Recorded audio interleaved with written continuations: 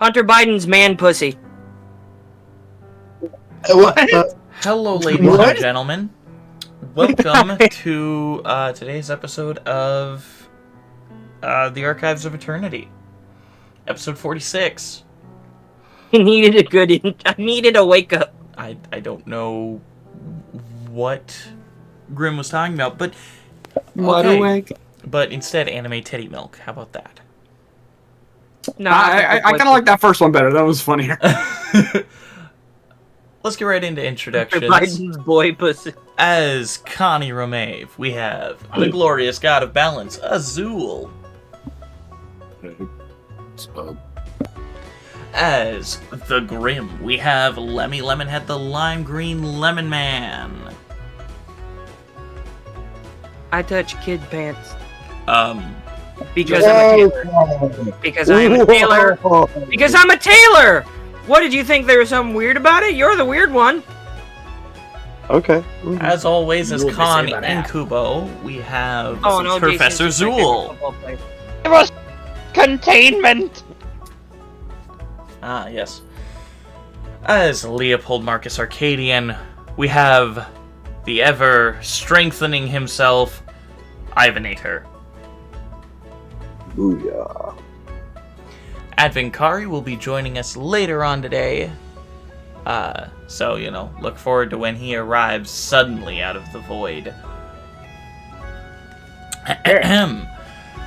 As far as announcements go, if you haven't already, why don't you guys go check out episode 45, Emotionally Driven. A fun episode which was very, very rough. Also, episode 14 of Eldritch Funky Function is out, Midnight Mishaps. Go check that out and see the shenaniganery and almost near-death experiences our players get into as they journey across this daring new continent. Also, go check out episode 2 of Chapter 2 of Aeidros Expanded, Burke Greystoff, which is up on YouTube now. You guys can go check that out. Please leave a like, comment, tell us where we can improve. Yeah. Also, as always, a huge shout out to Alexander Nakarada, vindsvept, Tabletop Audio, and Breaking Copyright royalty-free music for being artists and compiling artists who put their stuff into Creative Commons so that broke boys like us might be able to use their music for a little less money than usual. So please go give them a shout out and say thank you to them, and maybe use their resources in your games as well. Also, please think about donating to the channel. Right down below the everything, you'll see a small little link to a donation process. You guys just give us cash. It goes directly back into the channel to give the guys better equipment, better sound dampening, all that stuff. It's quite nice and helps us a lot. So please think about supporting us in that way as well. Also, we are still at 32 followers here on Twitch. Please think about giving us a follow, and because once we reach 40 followers here on Twitch, we will be putting out a poll to see what design for a t-shirt or something everyone likes better. And once we reach 50 followers, we will be putting out these t-shirts for purchase by you, our adoring fans. Thank you everyone who has been supporting us for this year-long, a little bit over now, but this year-long journey of the Archives of Eternity. It has been an amazing time, and I really appreciate everyone who is involved in this project, including my players especially. All of you guys are amazing, and I really appreciate you guys.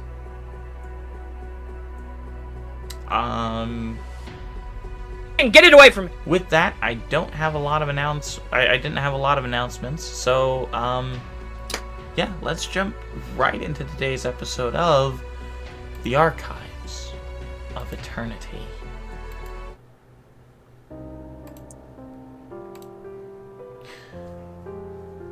As we open, once again, in the Isle of Desh. It's on the wrist, Connie. Tall walls. Stone. A keep standing at the edge. With a man sitting on the throne inside. Smiling. His pale skin. His fiery red eyes. His dark, glistening hair. As he stares amongst the guests he'll be having for dinner. Such a glorious, glorious festival this will be. As we return to our heroes who have been traveling on the road away from a small little outpost town that they stopped in for a little bit to just rest and recuperate. And refuel the vehicle. And refuel the vehicle, yes.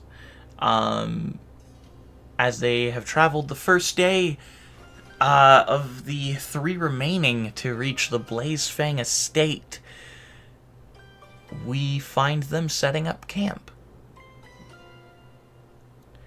Is there anything anyone wants to talk to anyone else about as you set up camp? But before that, DM, I do want to specify that if we're camping outside, I do set up the alarm. Absolutely.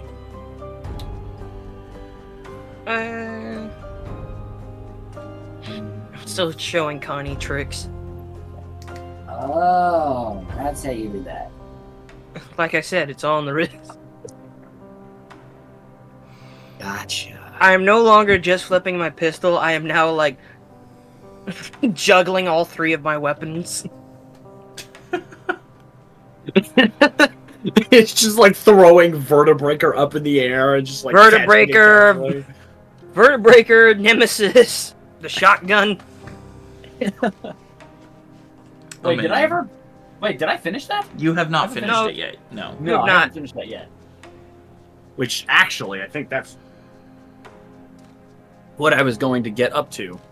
Actually, let's go back to the after Grim finishes showing me various tricks. I will But return in actuality, I'm also teaching you how to handle guns.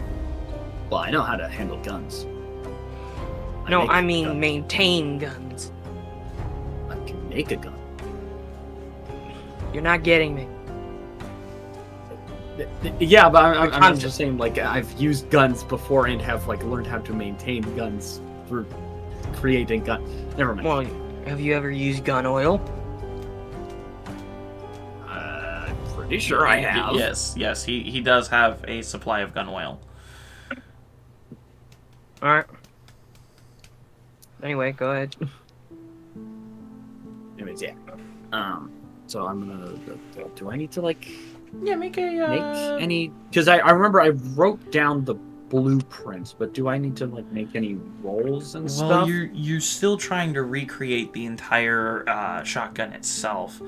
Trying. Yeah. To So have I actually created the components yet? Or I don't. I have all the materials. Yeah, I don't think you had created all of the components. I believe you created a few of them. Oh, if I remember correctly. Let me double check. You said it would take about like a day, couple days, though, something like that. Yeah. And then I'm assuming I'd have to make a tinkering check when I actually put it together. Yeah. I'd definitely say you'd need to make an intelligence check for the pieces you'd need for the weapon. Can't remember exactly what kind of intelligence check we use usually for your We already did that. Did we? Yeah, he had already done that. We already Oh. situated that. I already knew what I Remember, needed. I already we got had what it- I needed. That's right. I had already just to remind you, DM, I had handed him even my lightning hand crossbow That's as right. kind of a reference point. Exactly. That's right. So you just need to 'Cause the create part them that he was and trying get them. Yeah, Yeah. the Because I part was he trying to make it having more of an trouble- imbuement rather than Yeah. actually firing the Yeah. electric, considering it's such a scarcity. Right. Yeah. If you remember correctly, what we had him, the part he was having trouble with was figuring out how to imbue the items Right. without having to inscribe the imbuement on the ammunition itself.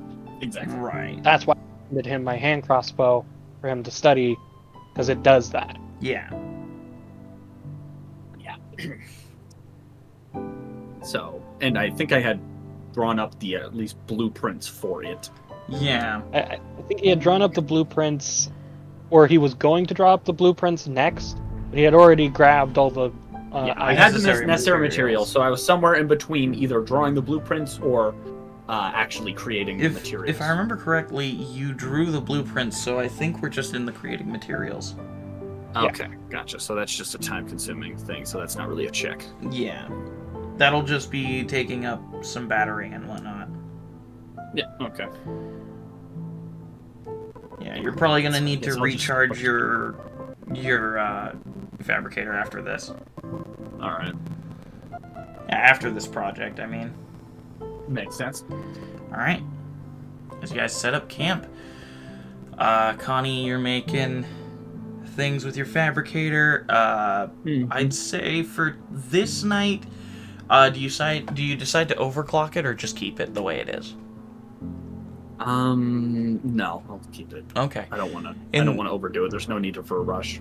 In that case, for the night's work, considering you're letting it just go at its own pace, I'll say it only takes about 10% of your battery. Yeah.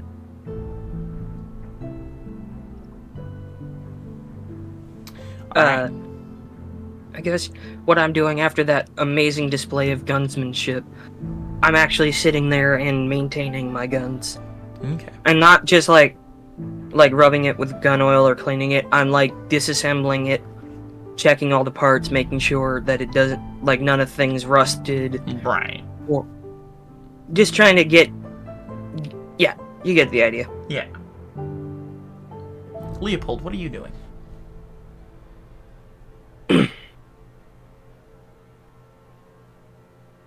Leopold? Sorry. Leopold's just going through his rituals, so to speak. Okay. So your nightly routine. Yeah. Alright. On is going to play kind of softly strumming on his lute, a tune that anyone who's listened to him hum before is going to recognize. So Grim and Leopold, you two are the two who would recognize it. I would recognize it, but do I know the song? You do not.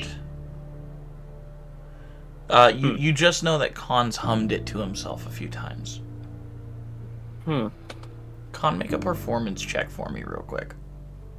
Okay. I'll say with advantage.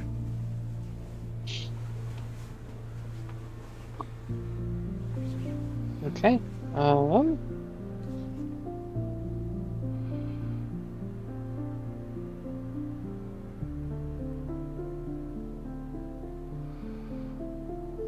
That's a 15. Okay. Thank God for advantage, because I rolled a 1 Oh, at man. the start of the day. Man, oh man. But it's a 15 total. Okay. As you are strumming along,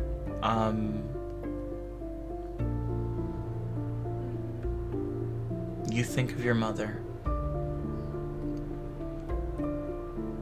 That feeling of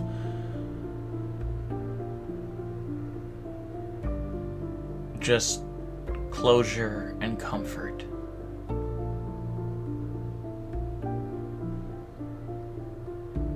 It brings you peace. but also reminds you what you need to do again.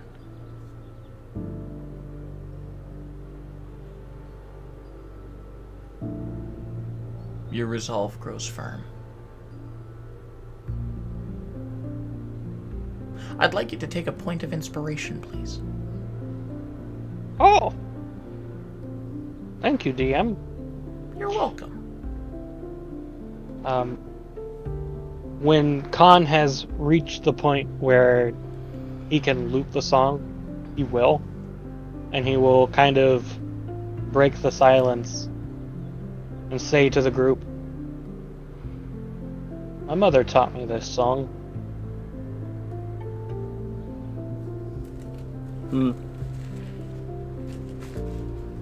What was she like?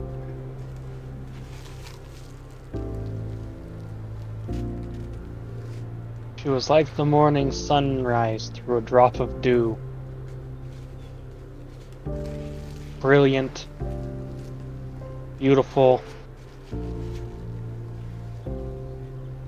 gifted, kind, and just the most beautiful voice.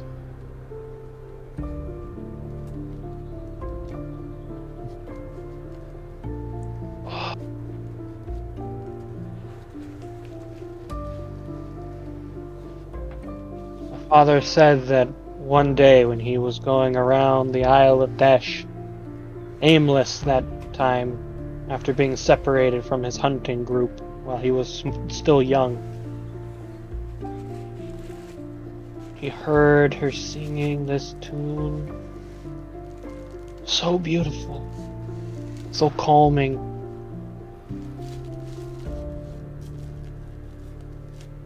And there she was, a keeper of trees and nature, and a land full of nothing but death.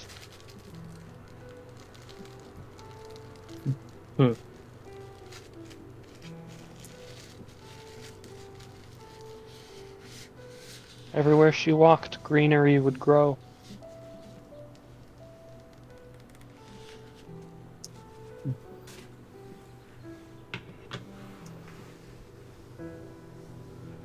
It's an interesting way of living, I guess.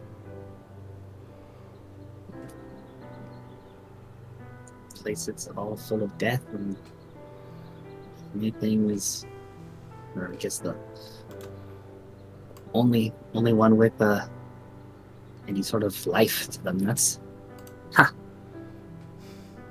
So wait. So who were your parents, anyways? Or are I? They're dead, Connie. Right. My father was a vampire knight in the service of the Blazed Fangs. Gotcha. My mother was one of the last nymphs that was on this land. That's how I can turn into a tree, you see.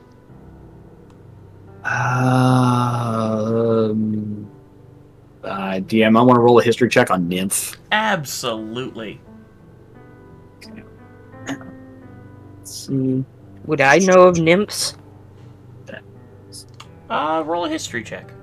They're fairly common mythological creatures. Well, I mean, commonly talked about in myths. What I mean is that, like, would my family have encountered nymphs? All right, Yeah, 16. roll a history check.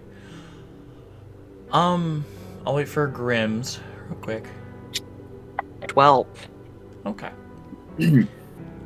Grimm, your family have encountered nymphs.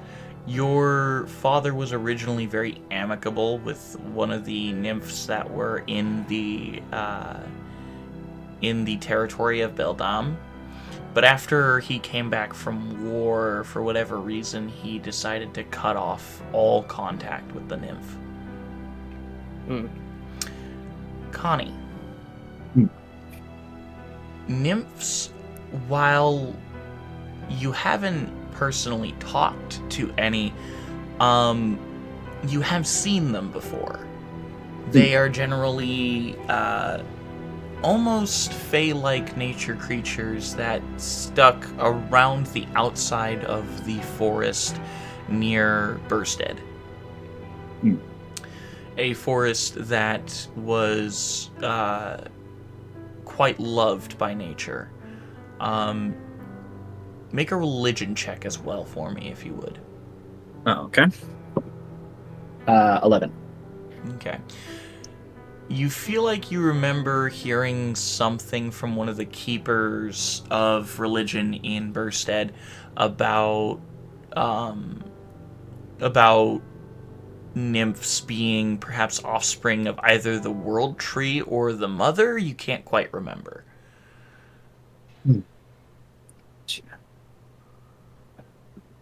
So, wait, and your father was a vampire or vampire knight? A vampire with the title of knight. Gotcha. So wait, how does that work?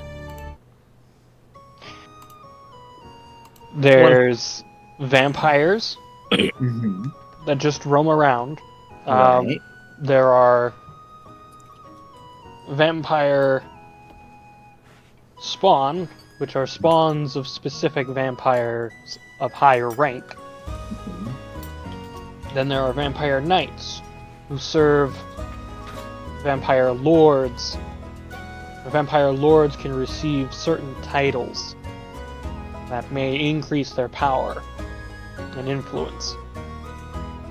The Blaze Fangs is a counthood, a county Okay. that my father served for 500 years.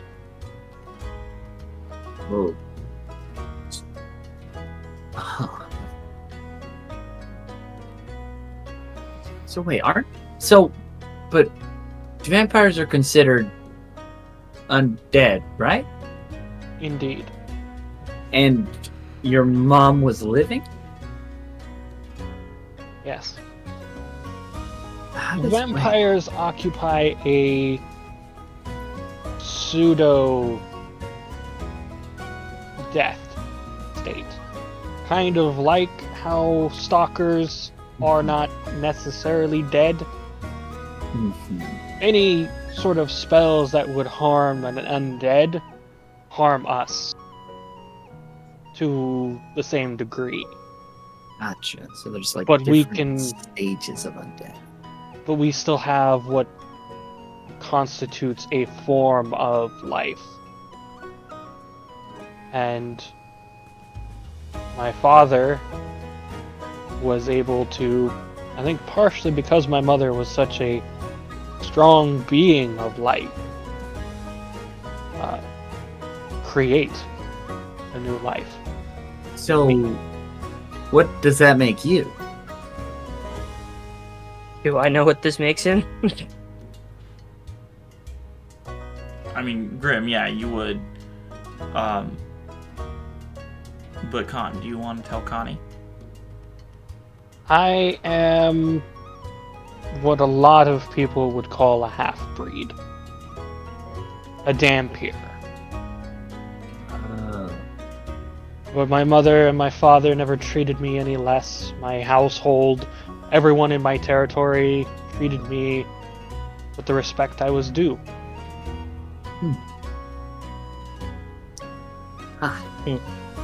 Kind of like I have my watch up and I'm like typing things in as you're talking, just kind of like writing down things, taking notes. Back where I'm from, they used to call Dompiers thin bloods.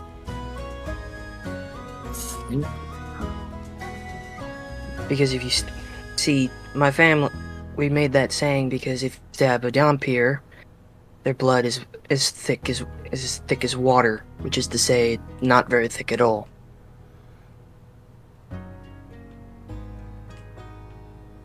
Most of the time, you'd be correct.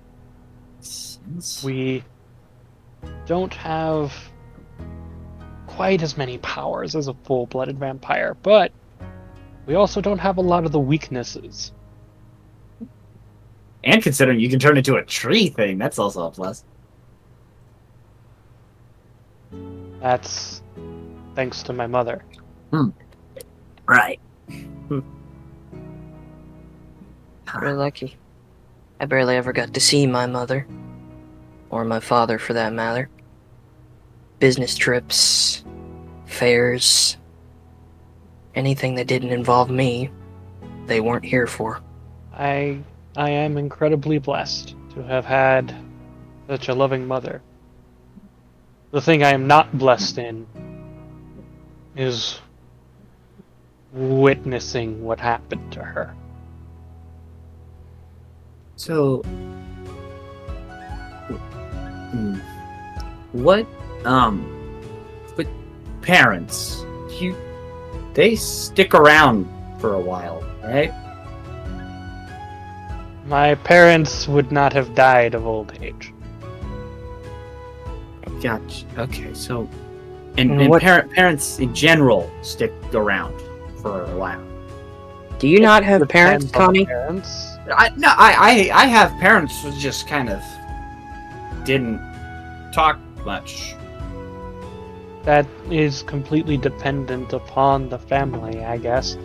Apparently, you and Grimm have something in common in that regard of not really Well, getting to know your parents that well.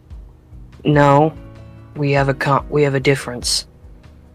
Neither of us know our parents very well, but unlike Connie, I had no interest in learning about my father.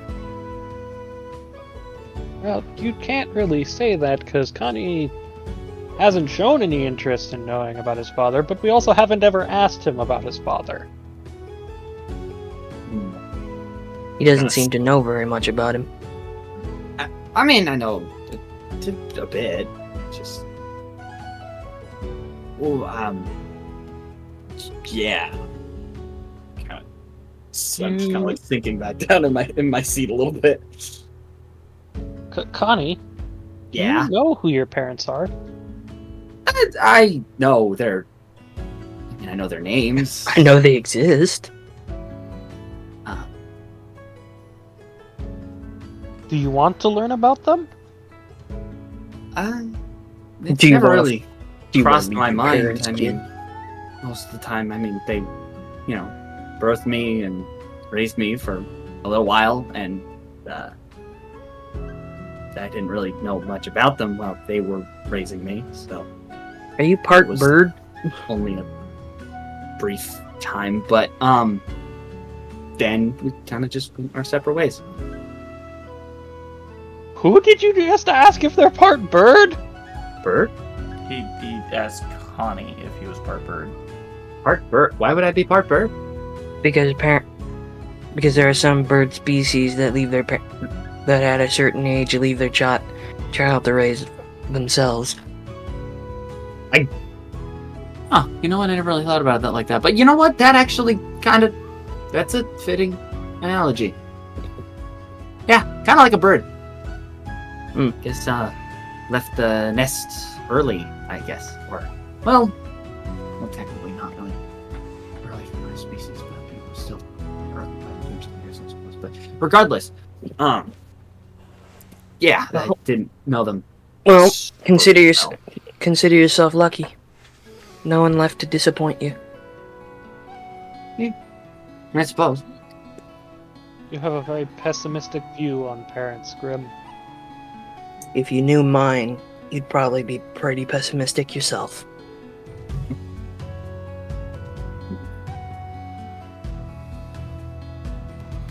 Alright. Perhaps. But I knew my father wasn't perfect. Was your father a murderer? Some would say so. Alright.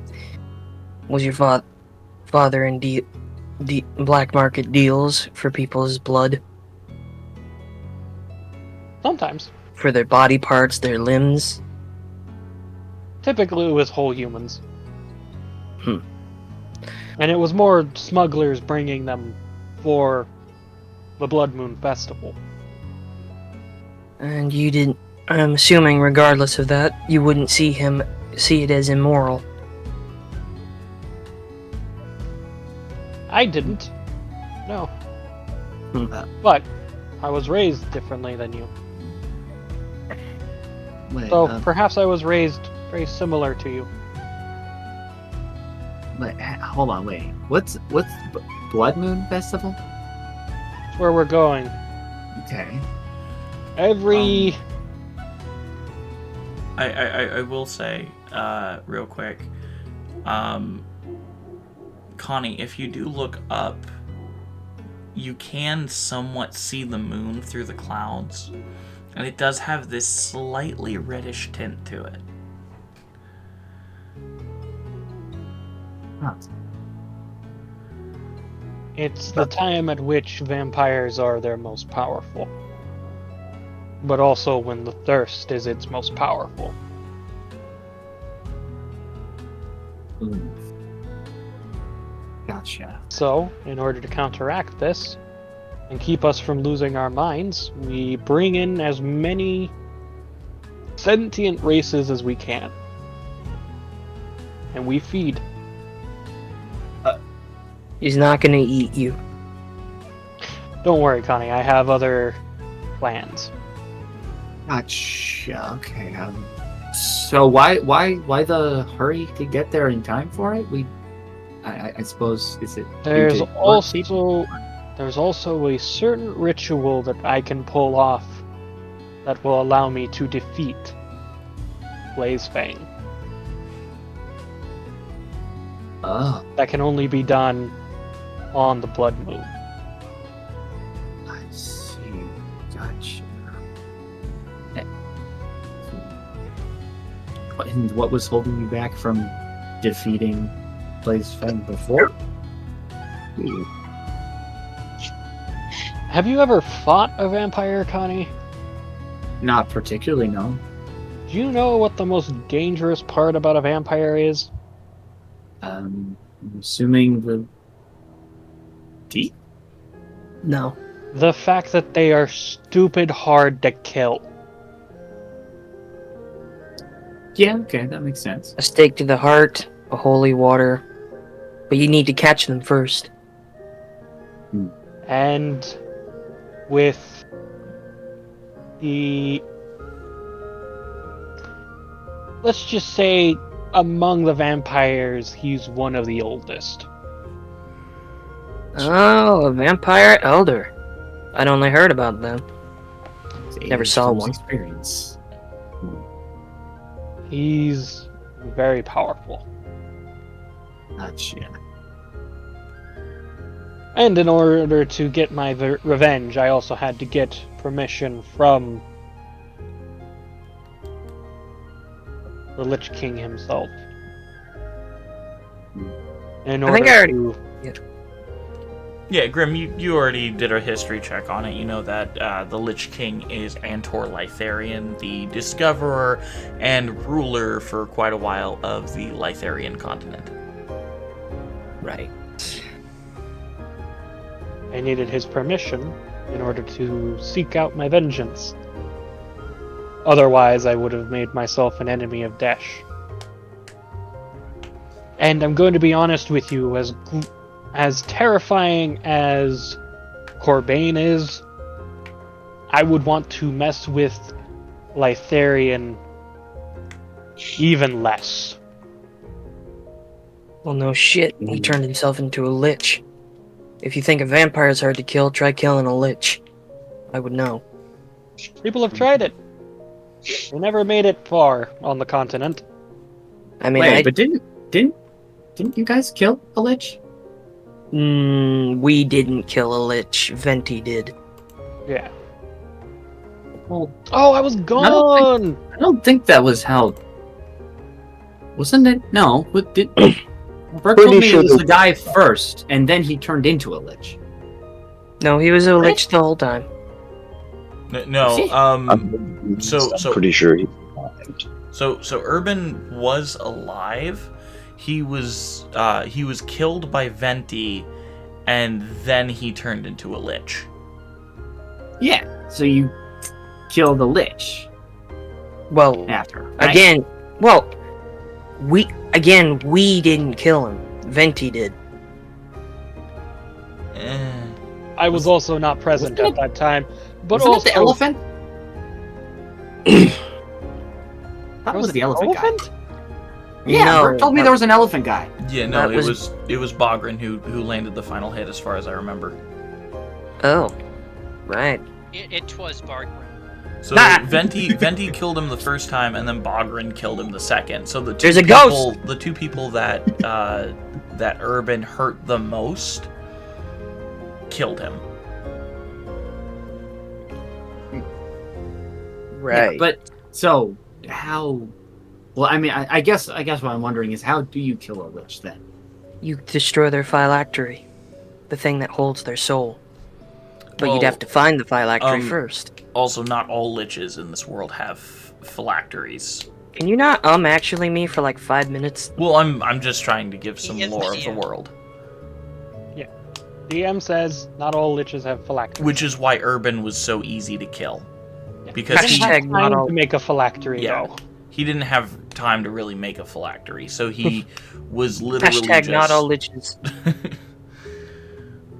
Now, And On even the then, he also point- didn't understand fully how to use his lich-like powers because he was just formed. So is it like a soul container then? yes, it contains the essence of the lich. Does it have to be on them, like kind of like our hearts and stuff, or they can just No. put it somewhere and then they just don't die? No, we got lucky with Urban. He became a lich as soon as he died. From more seasoned liches, killing them's a bigger pain in the ass. I should know. I killed one at one point. La Ragna di Islanda, the Lich Queen of the North. First adventure.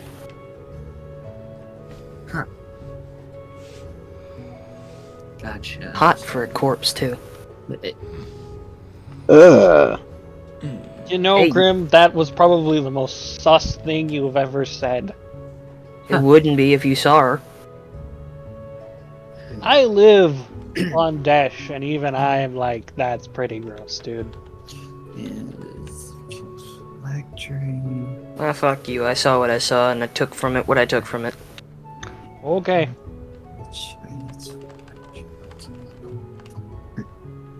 It was my first big adventure to kill a lich. Well, she wasn't exactly a normal lich, she was sort of a demi-lich. Not just a head. Yeah, the one step below. Got it. Gotcha. Okay. What were we even talking about? Well, we're talking about a lot of things. I'm just kind of learning about stuff. Yeah. Because I don't know much about undead things. Anyway, Connie, Right. Yeah. so I had to wait for a lot of things in order to seek my vengeance. Gotcha. And what is it exactly that you're seeking revenge for? He's the man who brought vampire hunters to my home. Oh. Seems a little Ended up- oxymoronic for a vampire to bring a vampire hunter clan to your home.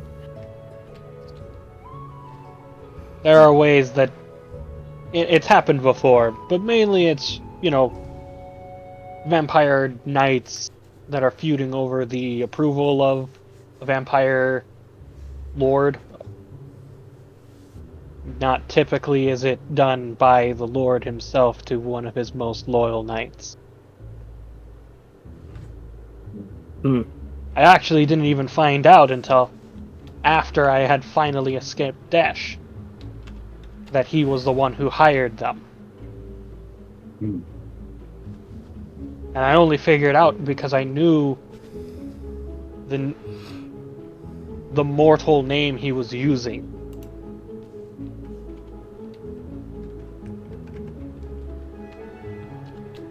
What was his name? That's not important.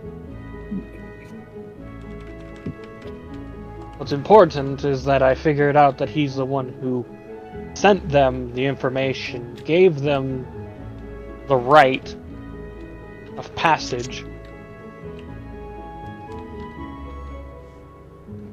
and told them to make sure not a single one of us were left.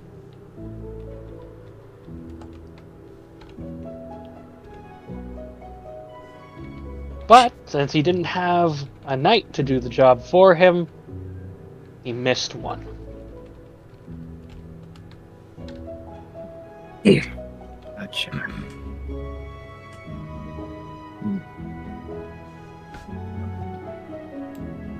I kind of turn back to my fabricator and checking things with it.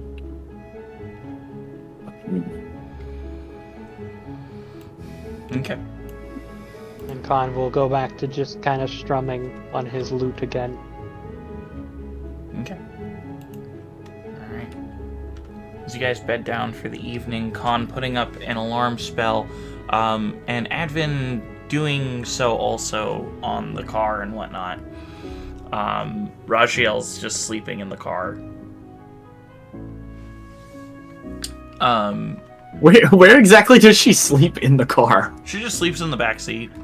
She's just sleeping in one of the back seats. Okay. Just like sitting back in a reclined one. She's got like a hat over her face or something.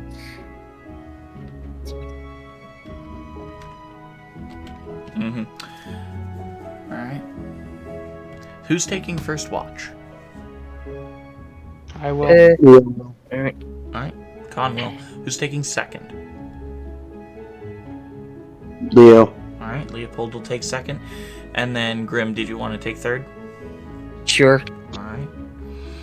Since I don't really need to sleep very long. If you would please make for me a perception check. Okay. And I'm gonna have my butler, Sebastian. Sorry. No, Sebastian is my butler. Yeah, It Sebastian's was your Sebas who. butler. Yeah, Sebas Sorry, it took me a second. Sebas is He's the on a butler. different... He buttons. He was the one whose soul you took from a vampire hunter.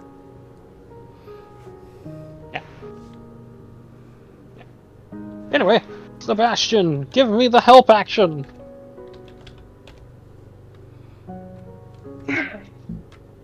That sounds very helpful. Well, it was incredibly helpful. Because at first I rolled a 3, and then I rolled a 17 plus 2 for 19. That's not bad. Very nice. As you're looking about, you see the meandering skeletons, zombies, creatures of varying undead intelligence. As you watch them meander about, they're just kind of watching and walking, not really paying any mind to your tent grouping and whatnot. It's kind of peaceful in its own way. Alright, Leopold. You're next up to watch. 14 plus 6 for a dirty 20. Very nice.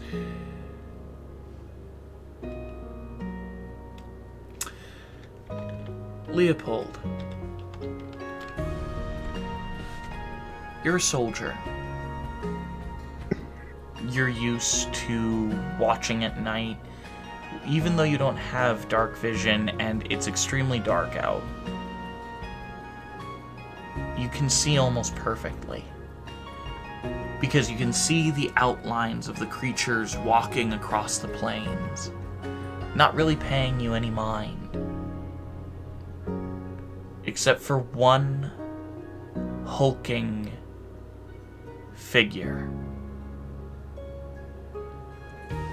I knew there was going to be a but. A long handle stretching from its back. Movements almost robotic. And eyes glowing a strange blue color.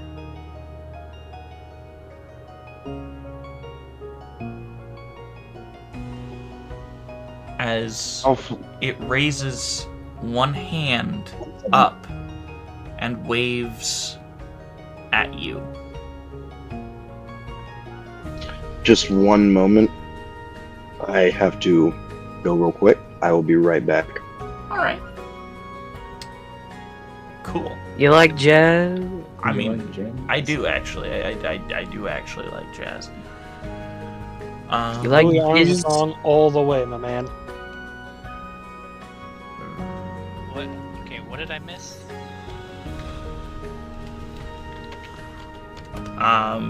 That Leopold was sitting and watching, and a large hulking figure is waving at him.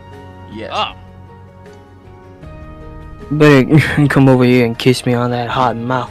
I'm feeling romantical. Did you miss everything, or just the last part that happened? it was just that part that I missed. Mhm. Okay. Everybody Hulking going to figure, steal. glowing blue eyes, staring at him, waving at him, large With a robotic weapon handle sticking out from his back.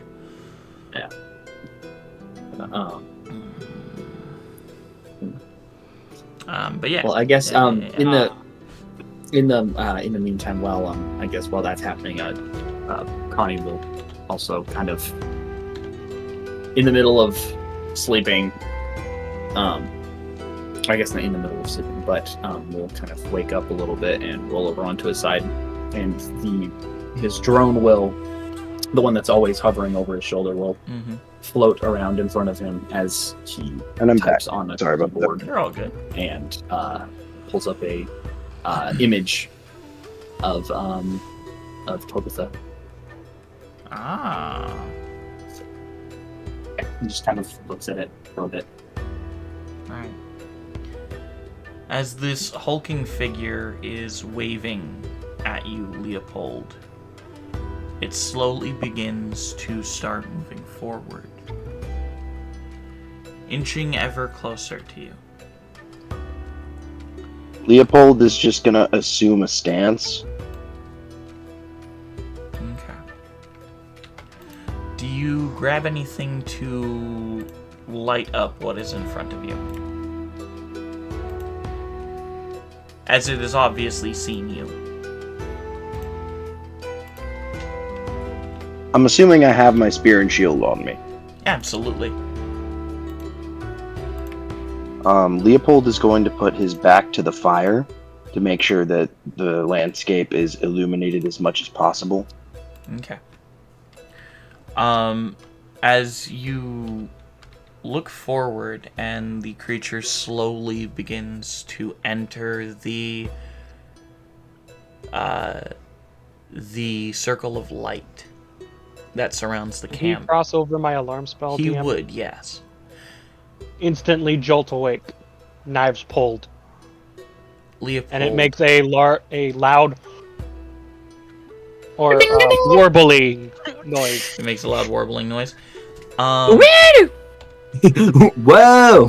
whoa! Hey, there's a motherfucker in the camp! Get him! So what happens when the As alarm goes off? as this hulking figure enters the Oh, hold that thought. I am being summoned. Oh. Wow. Okay.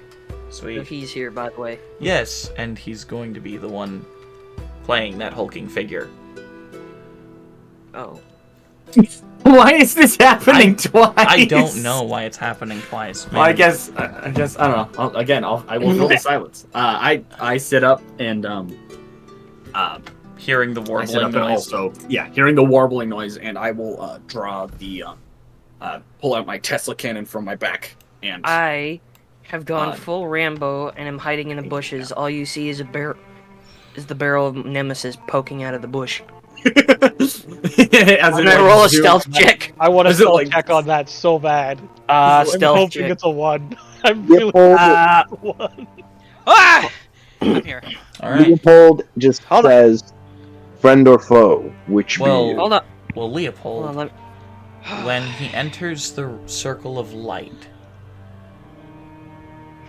it's been a while since you've seen the face of this particular creature. The last time you saw it was on a battlefield.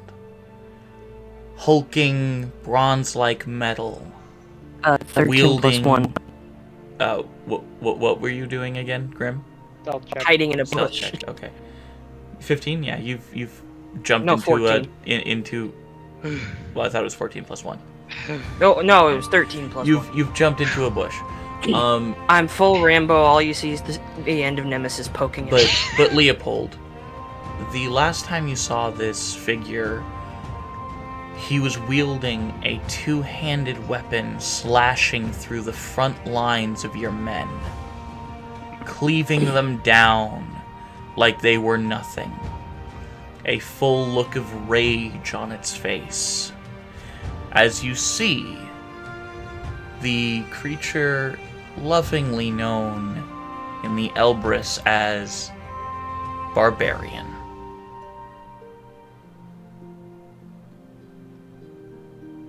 Gonna be bad. Hi. Leopold immediately drops into a battle stance. Like he is ready to start right now. Mm-hmm. This shit is started. Khan, seeing one of his new brothers, walks up kind of hesitantly and then says, "You believe in the Father?" The Son and the Holy Ghost! As this hulking mass stands in front of you, he just kind of drops onto his butt. He's just, oh, you mean my dad? I'm Barbarian. This is my show. I eat the frog. I eat the fly. Oh. Oh, Froggy. Froggy! Sorry.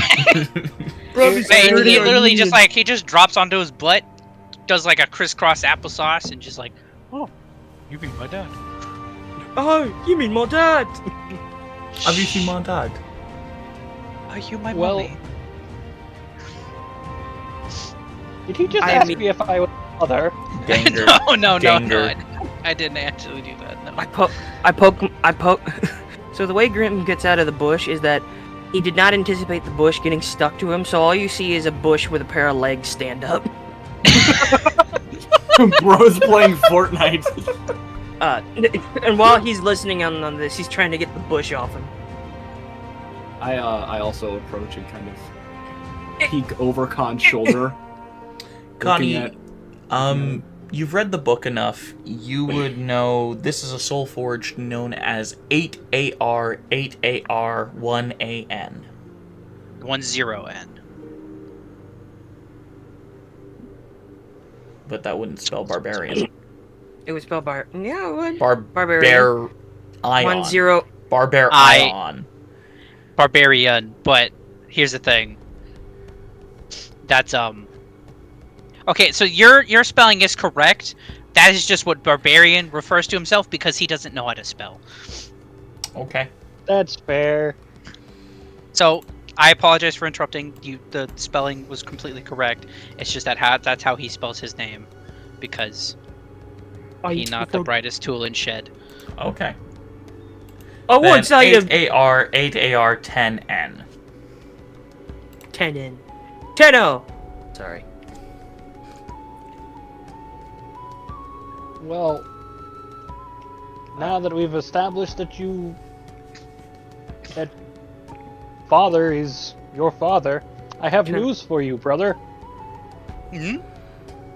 I am your adopted sibling. You just kind of like he like looks you at the feet, looks up at your head, looks back down at your feet. Alright, maybe this is one of Hmm.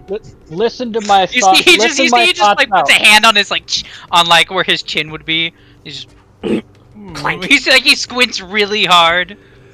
I'd say make an intelligence save. I was Barbarian. actually about to say that. Yeah. Can I make a Constitution saving throw to get out of this bush?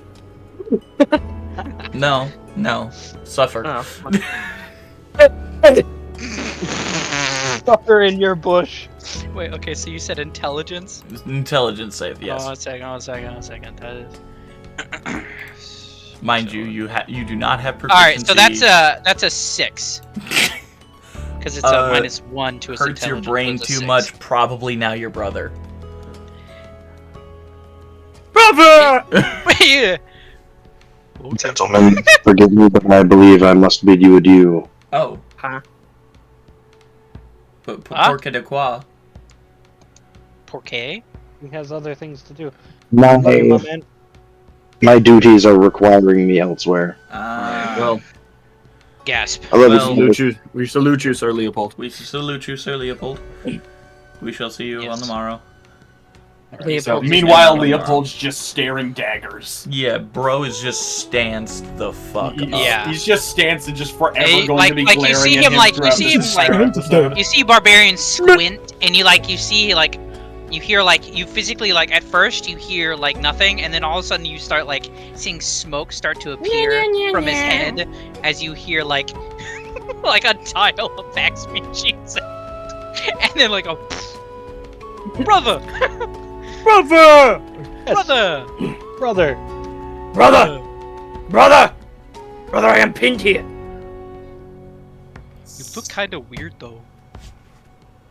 So, then I You have- project what happened into Barbarian's head. Movie night.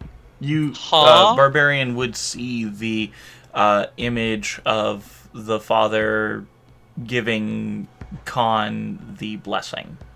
Yes. Okay. I kind of want to flavor it. Instead of him seeing it as a clear image, they're just a bunch of stick figures. It's like the poorly drawn, like, stick figure As if he himself drew it. slideshow. Yeah. It's just straight up Henry Stickmin in his head. No, like they don't even have animations. They just like slide around the screen. Yeah, It's just like a slideshow. it's South Park. Google but stick slides with figures. the. No, No, not it's- even. It's literally just you hear. Womp, womp, womp, womp, womp, womp, womp, womp, womp, womp, womp, womp.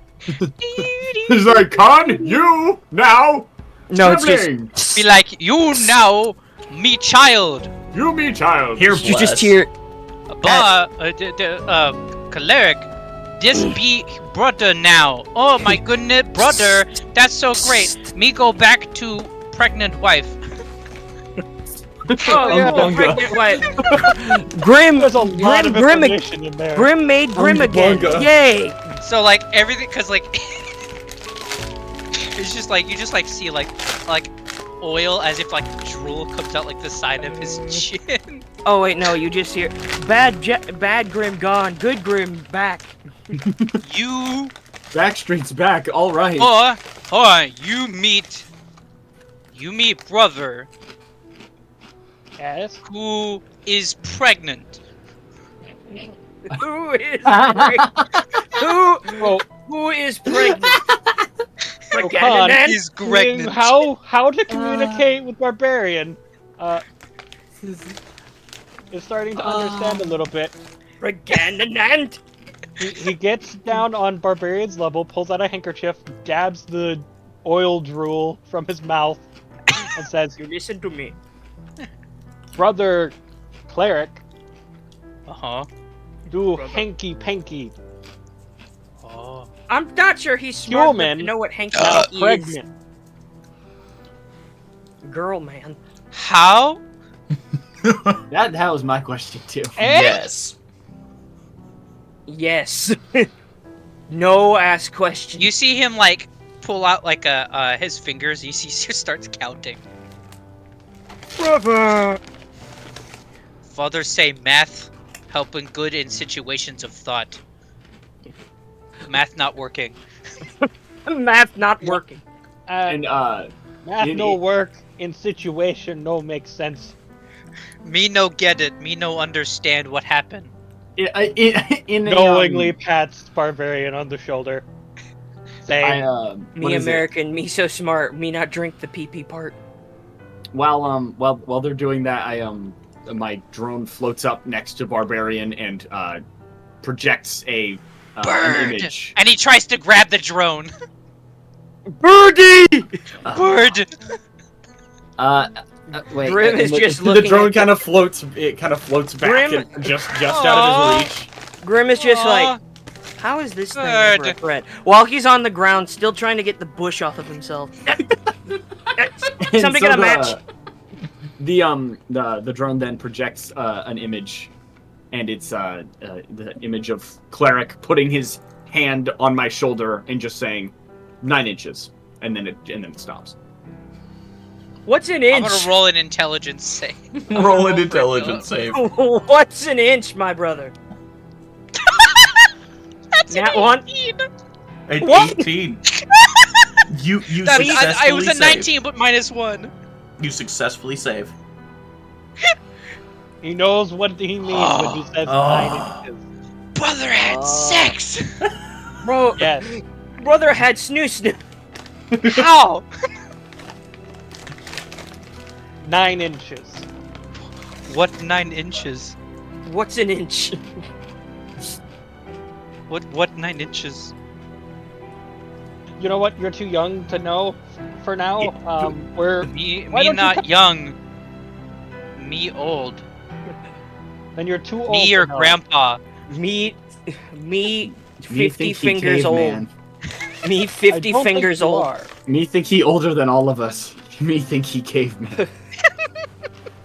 Please, I want him to find a cookie so we can do a cookie monster bit. Cookie! I'm sure we'll find a cookie in the next. He's gonna point over to the bush with legs. What Ah. that? Don't, look not in the Useless.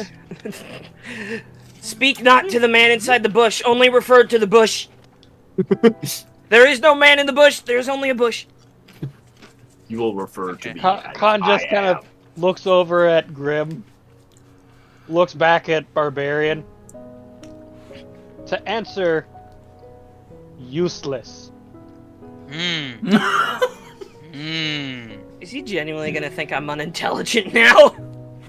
He dumber than me. Yes. I love this Oh. already. It's okay. And he goes to give Grim a hug through the bush. I love Leopold at this point will put himself between Barbarian and Grim.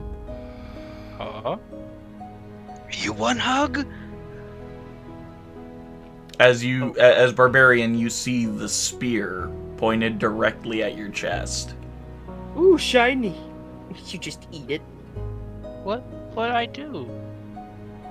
Leopold, hey. Still rolling around. I'm now a tumbleweed at this point, just rolling Oh around. god. Wow. And this is wow. why Barbarian thinks you're stupider than him. Fuck off. What'd I do? As he rolls away.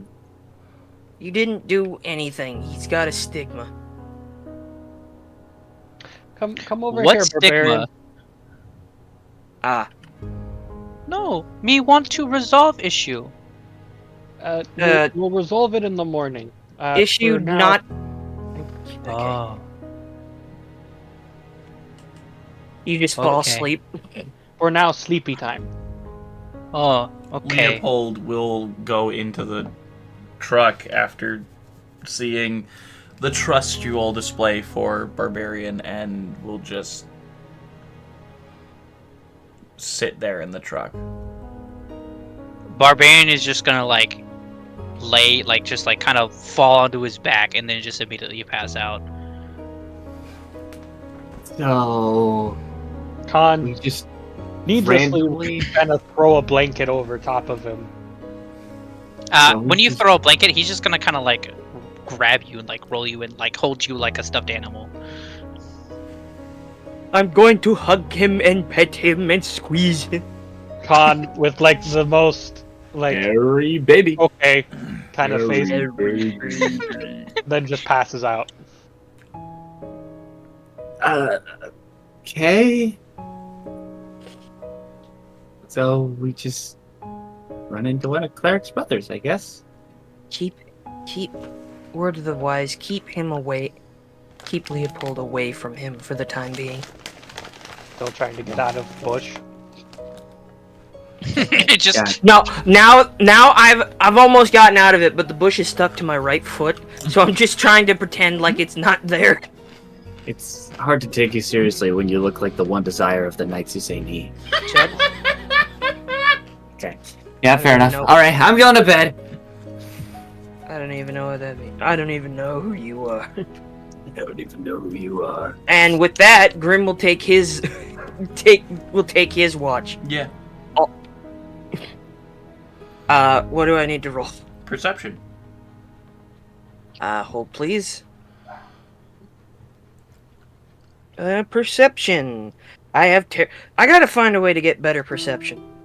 It's called having better wisdom Yeah, you just need 5G. and knowing not to run into bushes. 16 plus 1, 17. 17? Yeah. You've been distracted by this bush for a while now. Knowing that the alarm spell is broken on the camp, you just forget that the bush is on your foot and you're just looking around. Although the undead seem to be unaffected, unperturbed, or uninterested in your group. In the bush. But they're interested in the bush. How bush do that? No, they just seem uninterested.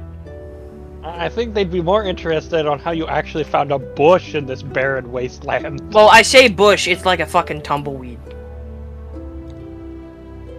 More like There are It's also somebody's a lot head. of- There are also a lot of thorns on it. Ooh, it could be. Oh no, it's a giant fucking goat head, isn't it? No, it's an actual, like, bush, but it's, like, thorns and, like... Well, no, but do you know what a goat head is? As it's in, those like, a little- bush? No, a goat head is like one of the. Okay, this is gonna be something that only like people that lived in the country know about. There are these little things that fall off of like bushes and things like that. They're little spiky little. Oh, those Pieces of things! No, yeah. Yeah, it's just a giant fucking goat head. It's just a giant bush of goat heads. Luckily, I can't. Look it up. Look up the term. Yeah, we generally call those, like, sand burrs or stuff Yeah, like that's that. just that's a burr. Yeah. Oh, well, where I'm from, aka the potato isles, we call them goat heads. Which, I mean, I can see it. They are shaped kind of like a goat's head, but yeah, they're just burrs. I got burrs that jingle, jingle, jingle. I'm gonna shut up now. But no, it's just like a really thorny bush that was like dead, and then you pulled it out of the ground, and it's like even more dead. But you just There's like forget that it's on your foot for now, and are just watching, and nothing really. I'm very lucky goes that I to can't accost your feel camp. pain. I'm very lucky that I can't feel pain anymore, or at least not like this. I mean, you can still feel it. It's just it doesn't take you. It doesn't take any damage for you. I'm doing like okay. Have I ever been around undead before? Yeah, you've seen undead before. I mean, like in their presence. Yeah, you've been in the presence of undead before. You mean like? killed- Do you mean like existing in their presence, like not fighting them? I suppose. Oh, Yeah, not no. living near them. I guess. No, you've never lived near undead. You've had to dispose of undead before, but you've never lived near undead. I mean, I'm kind of close to that myself, so I shouldn't judge. Well, I don't really know what I am. The standard of living is not exactly a thing I value anymore. the closest thing you could be compared to is undead, though. Neither living nor dead, yet both at the same time. Mm-hmm. Yep. Like I said, the closest thing to you is undead. You know That's what? Like, not that you are, it's just the closest thing. can we say that at some point during the night when the fire goes out of the camp, I just burn the thing off my foot? No. It's just on your foot the entire night. This is gonna be. This is my new. This is the new antagonist. This fucking bush. Yep. It's gonna turn out. It's gonna be like my dad's head inside of it, and just be like, "Son, I followed you home, Dad." This was the manifestation of your trauma. The power of creation for a crustacean, son. What the fuck are you talking about, Dad? You'll learn soon, boy. Only after I bite off your ankles. His southern teeth. Anyways, as the quote-unquote sun, it's the closest thing to the sun that they get here in Desh, considering its constant cloud cover. The dead star. You guys see the light begin to rise as you slowly awaken. Khan awakens in Barbarian's death grip. I will say, the vehicle is too small for Barbarian to fit into it. What? Barbarian is about 8 feet tall. He a big boy. And he is about 5 feet wide. Mm-hmm. I suppose it's Takes up the whole entire square. So he can sit on the transport, but he is unable to reside within.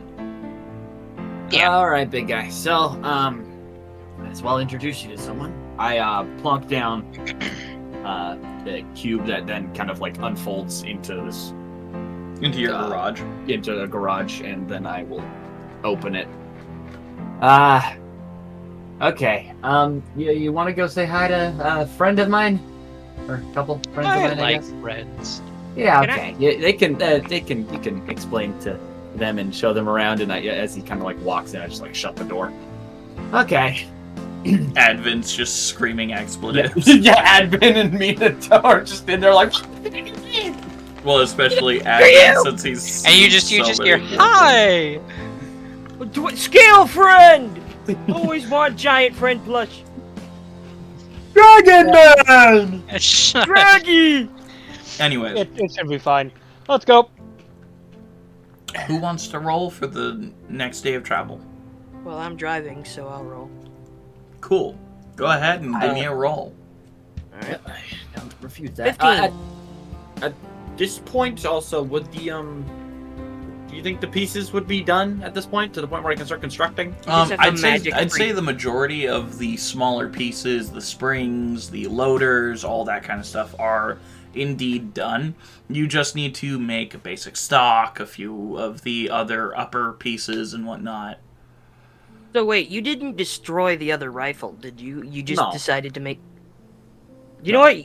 Give that gun to somebody important later. Well, Keep it. no, I'm gonna have to be taking parts out of it. Oh, Yeah, never mind. So it won't be He's useful. taking the electrite out of it for the electrical Components. imbuement process. Exactly. So the ammo for it would be useless. Mm-hmm. Indeed. Or there, man. So yeah. You have a lot of the smaller pieces, but you just need to make a few of the bigger pieces as you're driving.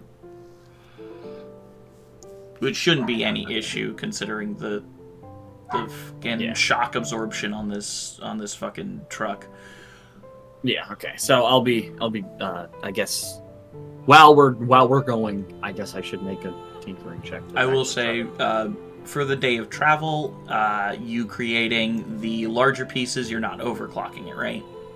No, I wouldn't try to. No. All right. I'll say it would probably take about the full day of travel for you to make the larger pieces since you're not overclocking it. And I'll say it probably takes somewhere around 40% of your battery to make these larger pieces. Okay. All right. It's on the rich. Should I actually try to construct it, or you can try to construct it once Grim rolls for his on his D20 table. I got a 15. You rolled a 15. Would you please roll? Would you please roll a D6 for me, please? Oh! Oh no! 1. Oh no! You guys have barely been here. A day. 3 days. Well, 4 now.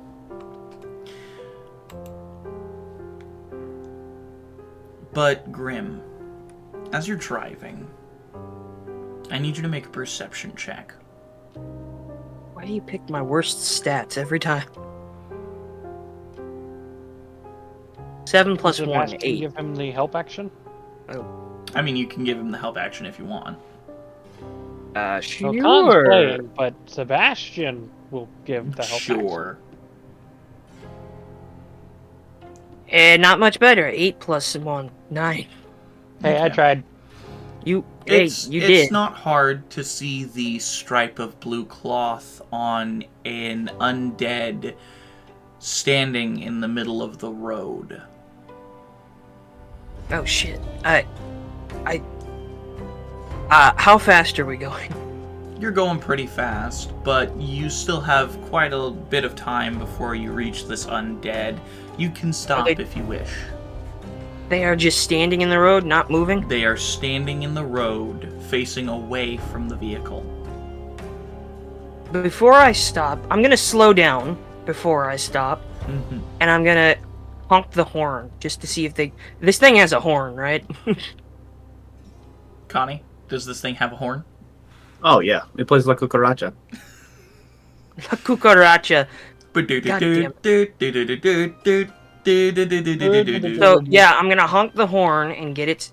Try to see if I can't get its attention to get out of the road before I try to stop. As you honk the horn, the creature's head perks up a little as its face turns around.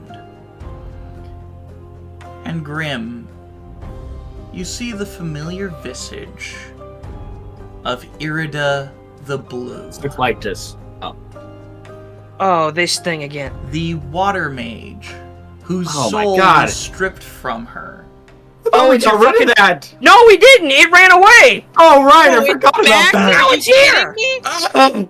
How? It's been so long. Now that I see that, It lost plot what, elements is she at that like? point. Is she like lost to us because her soul is gone, or would her body be all right to save? You do not know. I mean, you could make an Arcana check if you want, but you haven't encountered a lot of undead of this caliber. 16 Khan plus 7. looks over at Grim and says, "Speed up." 16 plus 7 Arcana. 16 plus 7 makes a 23. I'd say that's still not enough for you yourself to really know if it's possible to save her body. Can I do an insight check maybe with God? An insight check on God? No. No, I don't want to destroy her body if we can save it and her soul. Does it? Okay. Does her body look degraded? It does look like it has partly decayed a little bit, but not at the rate that you would expect a corpse, especially since it's been well over 8 months since you've seen this corpse. Okay. I'm gonna assume that there's a way to save her, so I'm gonna try and I'm gonna try and swerve out of the way and go around her. Okay. As you're driving, I'd say roll a dexterity save. Oh God. I pull out my knives and. Hey, listen. Listen, Mario Andretti, I need your guidance from beyond the grave. I need to pull off the perfect Tokyo drift. Mario Andretti. I just been in this place before. Tokyo. Mario, if you don't know who Mario Andretti is, he's a famous race car driver. I need you on my side, Mario. Be my Mario to my be the Mario to my Luigi. 13 plus 1, 14. Okay. You should have said to my Peach. As you begin to swerve, Connie, I need you to make a dex save as the truck goes off the road, almost into a ditch, and your fabricator is still printing. Train. Okay. Did I pass or not? That's a big womp womp. Okay, that's a 5. As you were creating the upper to the shotgun that you were creating, it slips off the plate and tumbles.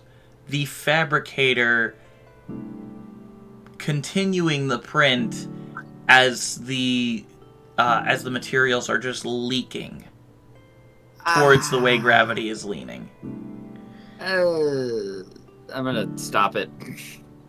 Grim, as you're swerving and you turn the wheel back, you see that familiar water ball being hurled directly at the vehicle. That's not good. Is this a spell?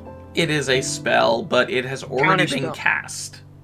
Counterspell. It has already been cast and is being hurtled towards the truck, which is why I had you make the dex save. Did I? Oh my goodness. Did I save? No, you did not. Yeah, can I cast at this shield on a point, car?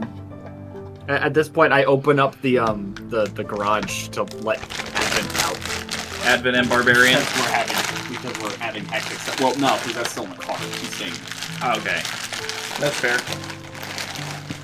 You needed something. Oh my! Ah! Dude, As dude.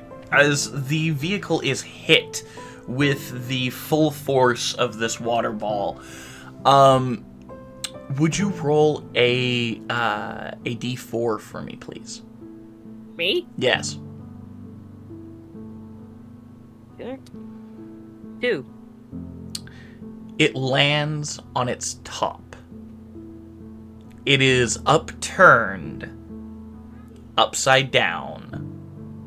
How far away from Irida the Blue am I?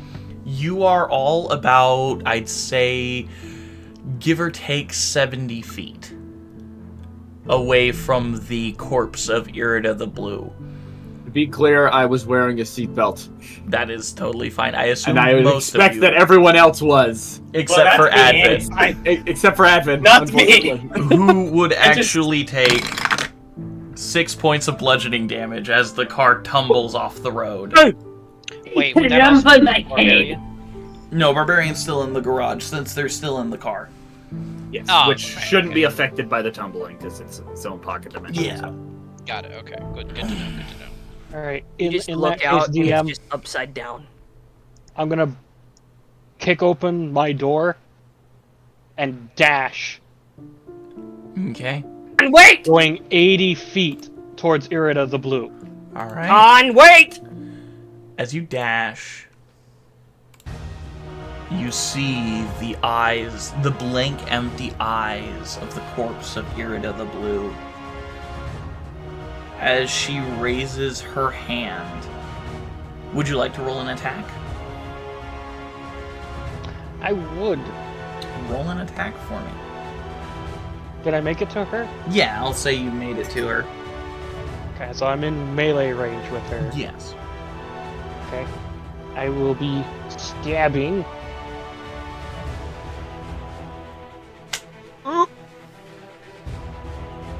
What did you roll to hit?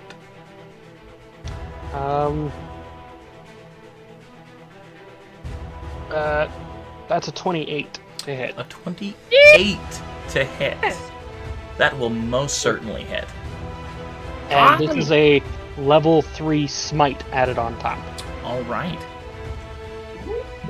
Are you using Divine Smite? Yes. All right, so it's radiant damage. So tell me separately the amount of radiant damage you do. Okay. I will do that. And since I On, you dashed fool. the GM, Mm-hmm. since I dashed, this was an offhanded attack. Yeah. So I used my bonus action to do this, so I can't Hunter's Mark. Okay. Just in case anybody was going to ask you or whatever. Ask Why her I'm not out doing and that. stuff like that. You never know! I'm gonna try and get out of the car and stop Khan. All right, so you get out of the vehicle. Yeah. Yeah, Advent will I'm show literally us. like 70 feet away from you. Yeah. Also, just so you know how That it was looks, concern. the way that the doors are, there isn't any like side doors on the front. There's two like hinging butterfly doors on the kind of like middle of the. Well, Yeah. unluckily for you, friend, I have Misty Step. Cool, that gets you 40 what, So it- 30 feet? Damn it. 30 So feet? it like 40. unhinges. Can I Upside shoot down. the dagger? Can I try to shoot the dagger out of his hand? Con, how much damage do you deal? No. Sorry, I'm just double checking Divine Smite because my app doesn't have it written down for me. It's very annoying. Very annoying. So, my dagger. And this is my my Bloodfang dagger specifically. Okay. That is.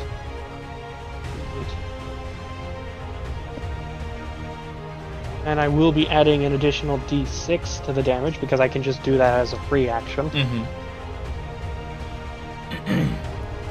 Okay. So I looked it up. It's actually not 40. It's 30 feet. Oh, is it 30? I thought it was 40. It's 30 feet. It's 30 feet. Ah. So my dagger does 16 piercing damage, Mm-hmm. and then my divine smite, level 1's 2d8, level 2's 3d8, level 3's 4d8 radiant.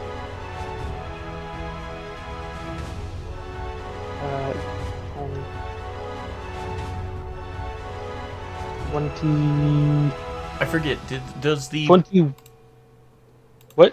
Does the Bloodfang dagger do any type of necrotic damage? It does not. All it does is heal me the damage that I've dealt. Okay. So since it's not a living creature, it will not heal you. I figured as much. And I forgot that because it's undead, it automatically adds an additional d8. To your Divine Smite? Yeah. Yes. So 21, 25 radiant damage. Alright. So you deal 50 points of radiant damage plus the other 16? Yes. Alright. So that's 66 points of damage. Yep, 66 points of damage. That's some hefty amounts of damage. You see Irida the Blue's corpse kind of just gaze down at you, almost like its neck looks almost broken as it looks down at you. And just opens her mouth almost impossibly wide and will clamp down on your shoulder. No attack. Damn fool! I'm rolling an attack right now. That is a 26 to hit. That doesn't hit. Got it, so it hits. Ow! Con, you damn fool! Take... Barbarian! Somebody get Barbarian out here to flip the car. Okay, I got it. And Advent I gotta will deal also with- step out the car. He don't care about the butterfly stuff. He'll just jump out. Advent, follow me. I placed the garage on the door. I placed the garage outside and opened the door once again, and kind of beckon Barbarian out. It's like, hey, can you So you take try and flip this? 48 points of damage. Both piercing and necrotic. I don't know if you have anything against necrotic.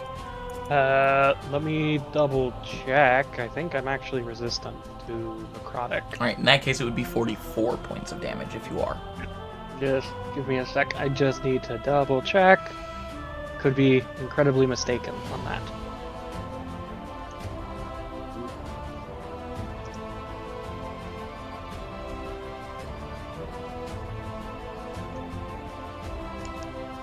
Did that? Where is it?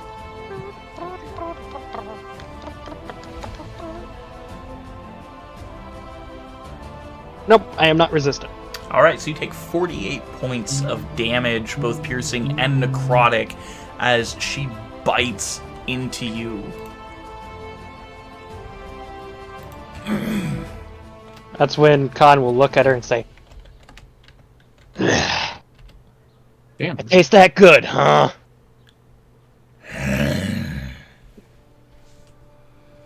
As she just kind of stares at you across your shoulder. And not only does she have your shoulder, it almost seems like her mouth is growing. I need you to make a strength save. Oh. Oof. Oh dear.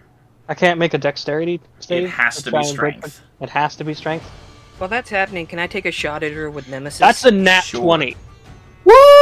Yeah, You are And- not. That's what I'm talking about. That's what it's all about. You are not restrained this round. 14 plus 10, 24 to hit. And can Advent She cast shield. Can I cast Advent cast counterspell. counterspell as a reaction? So, Advin would like to cast it, or do you want? Advent. Advent's yeah. countering the shield.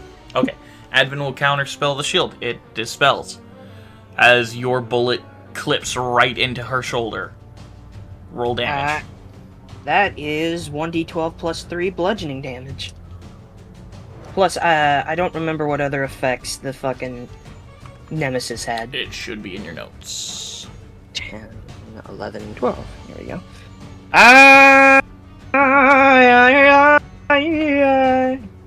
Bye bye. Hold on. Where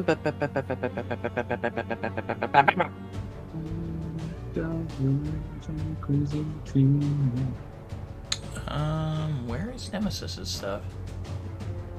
I think you might have sent it over to me via DM. Did I send it DM? I thought I would have put it in your notes. Hold on, let me check. Nemesis. Nemesis. Oh wait, it wasn't called Nemesis when you gave it to No. me. It had something to do with urban. I remember that. Hold on. Urban Dictionary. Oh, yes, back when Fenty was still in the party.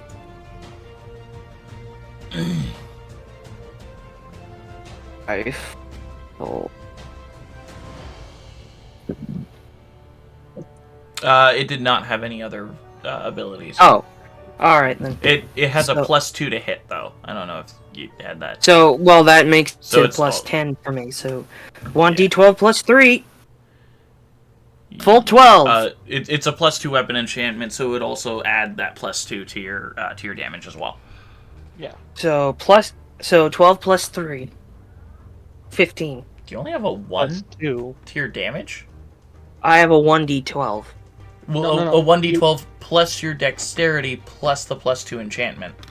So plus 5 then? Yes. So that's 12 plus 5. which is 17. 17. Alright. So you deal an additional 17 points of damage to her. Does anyone else wish to do anything? Well, as an action, can Advent. So, like, I want to cast the Thunder Step, but I know it's like technically the ruling states otherwise. But I kind of just want to do like a rule of cool, where it's like he casually steps forward, and as he like semi draws his sword, that's when he appears, and that's kind of where I want the damage to be. It's like where the person is, but I know it's like technically rule states is like the area where he leaves. That's where the damage takes place. Right. It's up to you. I'll allow it, just because it's cool. Okay, cool. So like the scene kind of looks, it's just you see Advent kind of just walk forward. He pulls like the sword out of his strap, and it's going to be the firebrand scimitar. And he just kind of slightly pulls it out of the sheath, and you only see a partial edge, and then she's just gone. He takes like 5, maybe 10 steps away from like where Aeidros the Blue is. Is that her name? Yes, she is Aeidros the Blue. So Aeidros the Blue, after like 10 steps away, he just closes the sheath, and that's when the sound of thunder hits. Okay. How much? It's a dex save for that, right? It is a dex save. Yes. All right. So disadvantage because she is clamped onto con. She rolled the same thing, a natural 6 plus 6, which is 12. Does not pass. All right. She will take full damage. Con, I would like you to also roll a dex save for that. Oh, and this is at 5th. Yeah, this is at 5th level. I will not require you to do it with disadvantage just because you are not restrained. She did it with disadvantage because she's trying to restrain you. I'm probably not going to pass because that's only a 14. Alright, does 14 pass? No? All No, right. it does not. Alright. How much damage?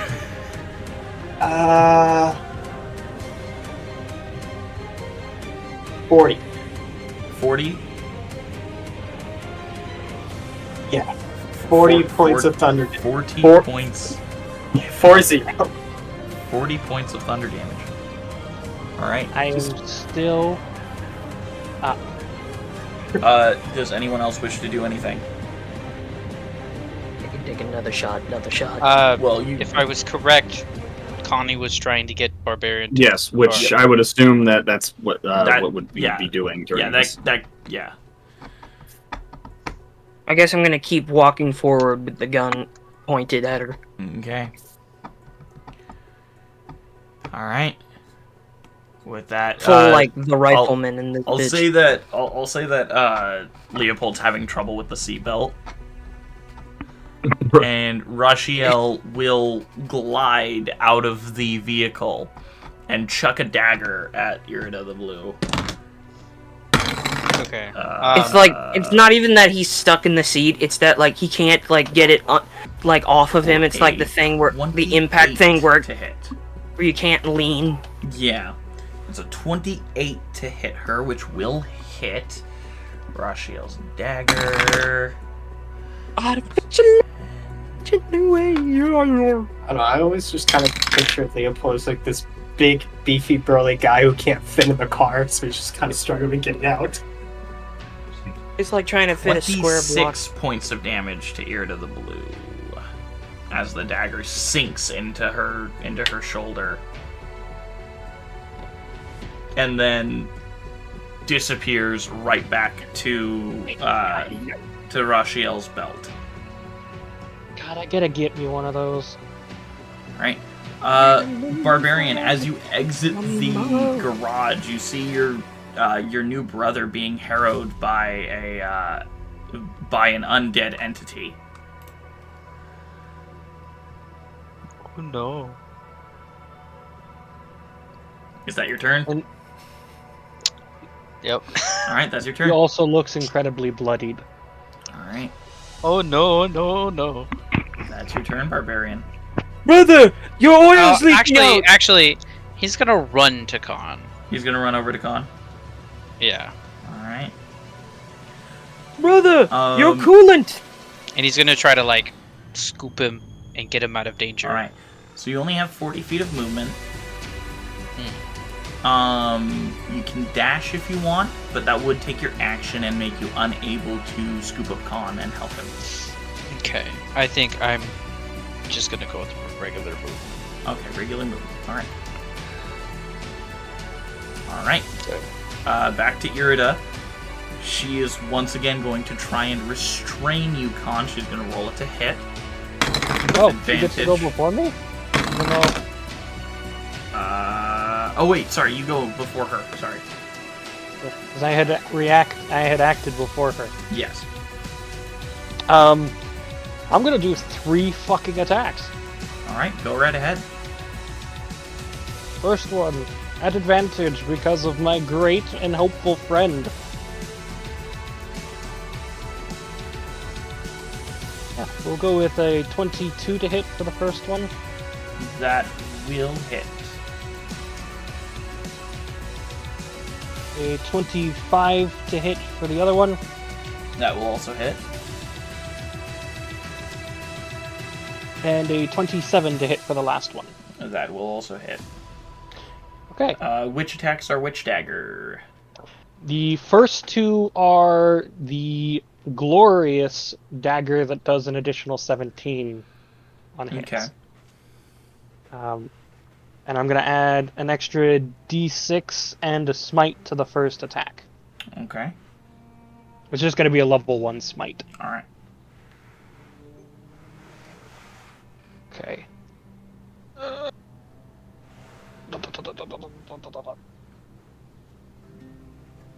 Liam Neeson's knee, son. Liam Neeson's Hey. Nissan Sentra. So, ooh, the dagger does. Fuck off! Yeah, just double the radiant damage too. Will do.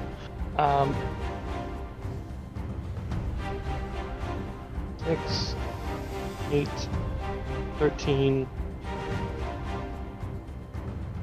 30 piercing damage for the first attack, Okay. and then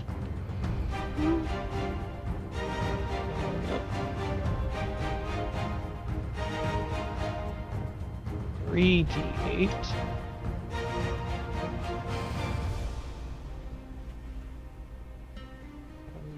Well, 24 radiant damage. That's already times.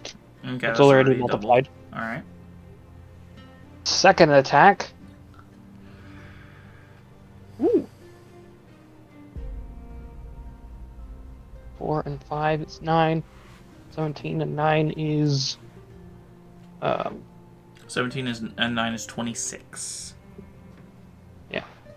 So 26 for the second attack. And my blood dagger. Oof, terrible roll.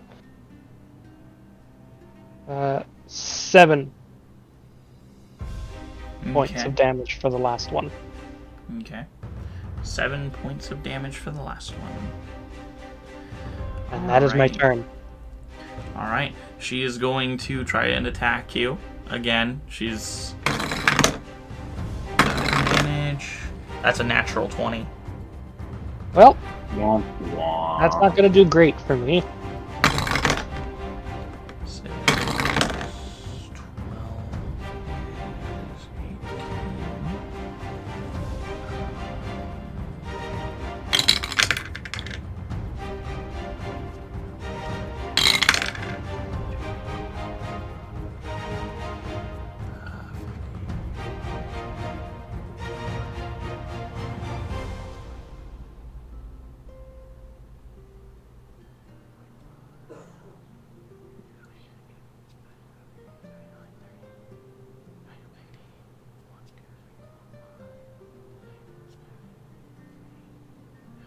All right. You take 58 points of damage. Okay, I am completely unconscious. And therefore you auto fail and are being slowly swallowed by Irida the Blue. As her mouth seems to extend from her face and begin to slowly envelop your ally. All right. Okay. All right. Grim, you're up next. Okay. Yeah. Can I intervene at all? I'm not. That's in what I'm combat planning yet. on doing. Yeah. Can we do that? Sure, why not? Okay. Can I grab her by the neck and just like pull Khan out with my other hand? Roll a strength check. Roll an athletics check, sorry. Well, you're gonna have to give me the stats for that. Athletics is proficiency, which is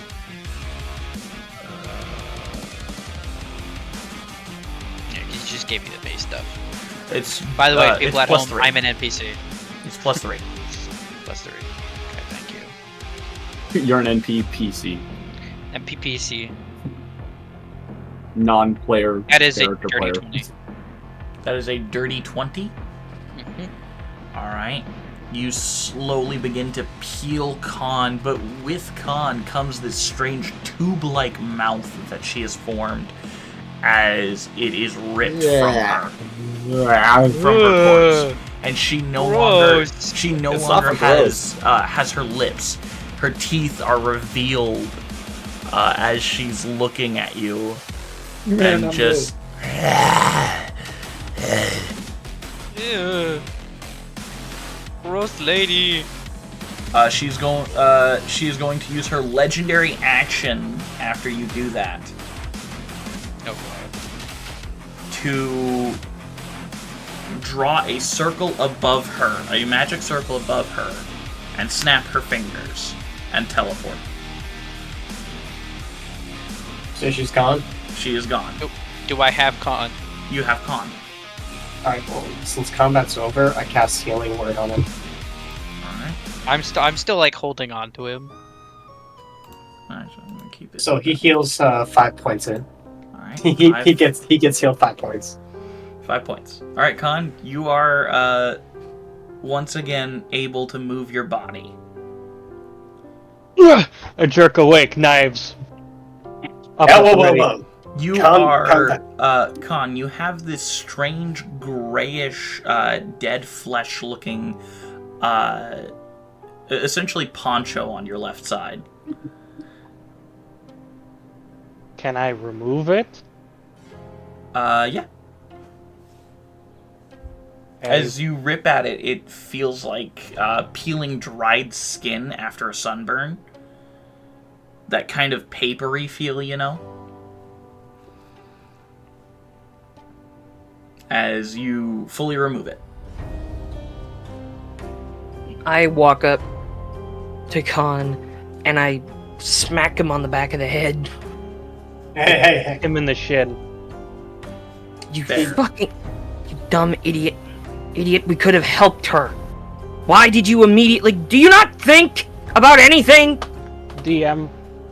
Can I Hey, make a don't be history mean to check him. on this particular undead? Yeah, absolutely. You can totally make a history check on Hollow Revenants. Do I have an advantage? I will give you with my advantage background? because of Desh, yes.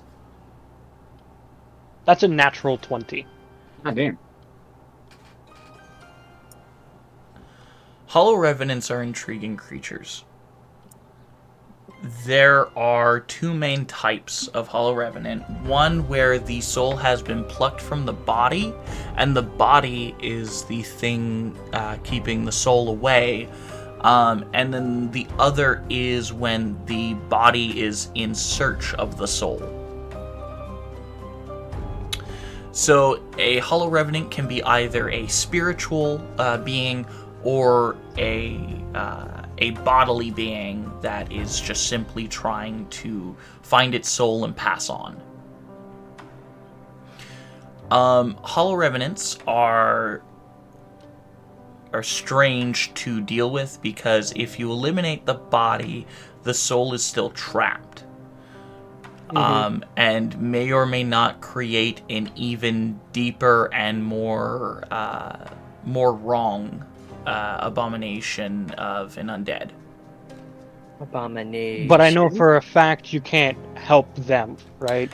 Unless you have a true resurrection spell, you cannot assist them.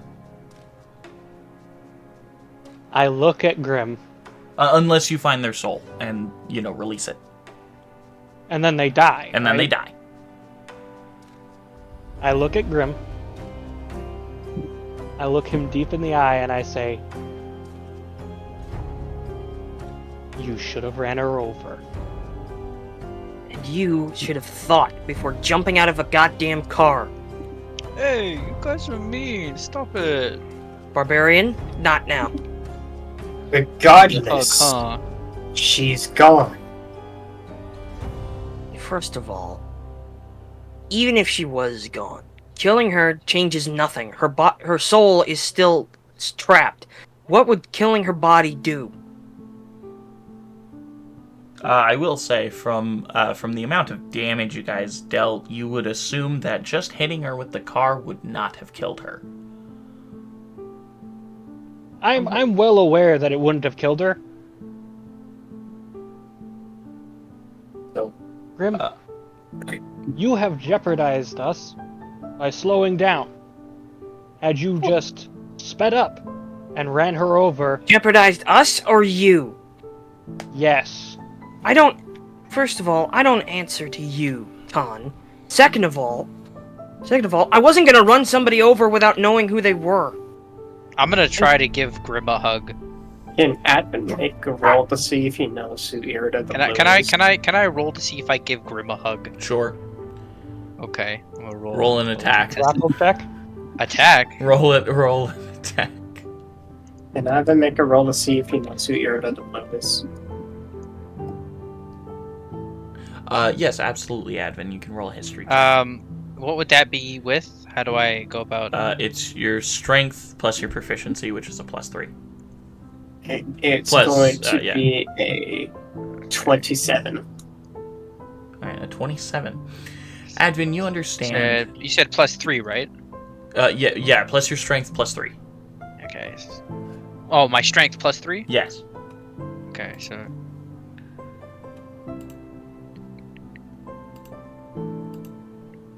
$26. Okay.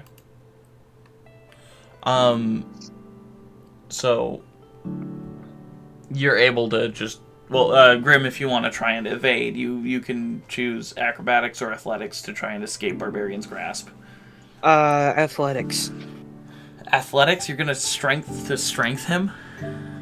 Well, he's doing an attack roll, not a strength check. It's the same thing. Yeah, it's basically the same thing. Well, it's better than my fucking acrobatics, okay? Okay. You gave me the choice, I choose this. Okay. He rolled a 26. Is it too late to change my mind? No, you already declared. 9 plus 5. 14. Yep. Barbarian just picks you up in a hug.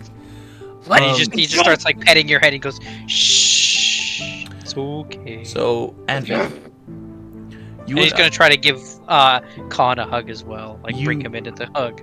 Khan will not fight. He will just hug Barbarian. So, Advin, you know that that Irida the Blue was killed recently. The investigation drew no conclusions as to who killed her. Just understanding that she became an undead and was lost. As you try and remember, Irida the Blue is one of the kaleidoscope wizards. She was one of the greatest spellcasters in the world of Aeidros. While 5 of the 8 reside on the continent of Lytharian due to the aberrant magic aura that was left behind by Antor Lytharian, so that they may study it and whatnot. A lot of Follow me and fix the car. a lot of them have recently been going missing for whatever reason. So the car's flipped over, right? Yes, the car is flipped over. It's on its top right now. Akar the Red was one of the people in the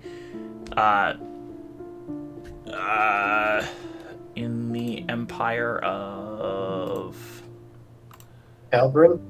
No, not the Elbrin Imperium. It started with an E. It's the Elniran Empire. He was in a lot the of capital. L's. He was in the capital of the Elniran Empire when he was murdered recently. Actually, discovered on the same day as Irida the Blue. Somebody's been killing these powerful wizards. Yeah. Yes! Barbarian, seriously, let me go. I'm trying to explain, and you're crushing my windpipe. You don't. He's not even crushing your windpipe. He's just gently holding you. You're being Quit dramatic. being so dramatic.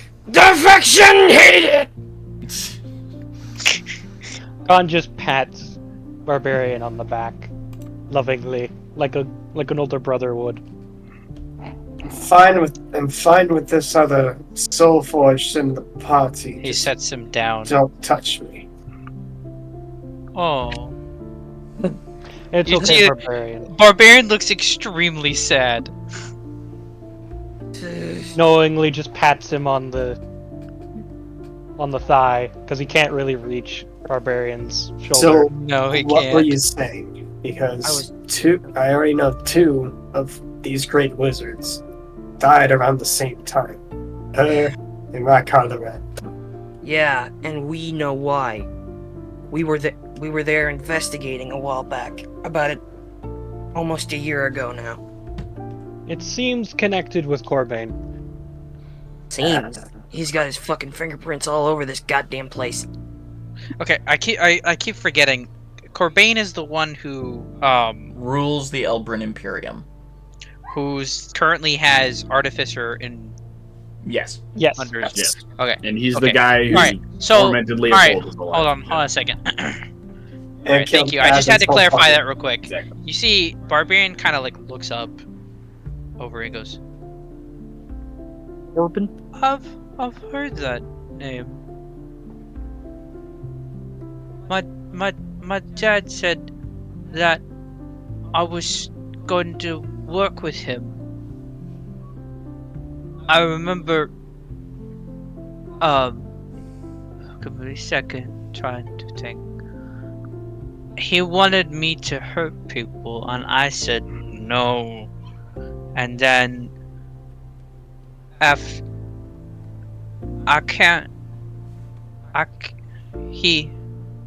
can't remember. I remember waking up and that was about it.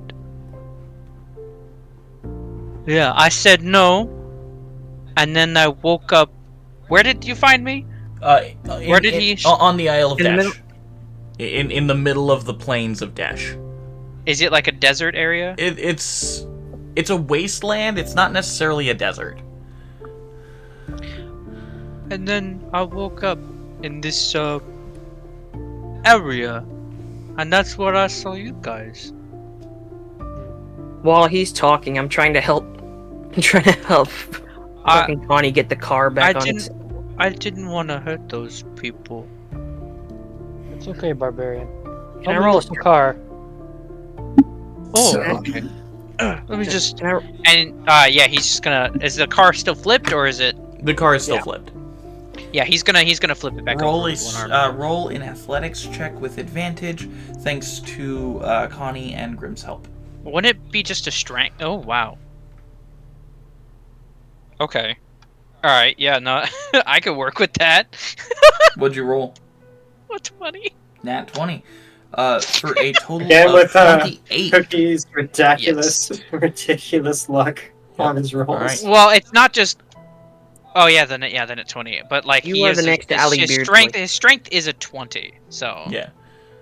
So that's a +5 to his roll, and then on top of that proficiency, which is a +3. Yeah. So So he successfully flips it with like one arm. you just he just kind of picks it up and just flips it real quick. There you go. And to put So- into perspective, this thing's like the size of a small bus. Mm-hmm. There you go.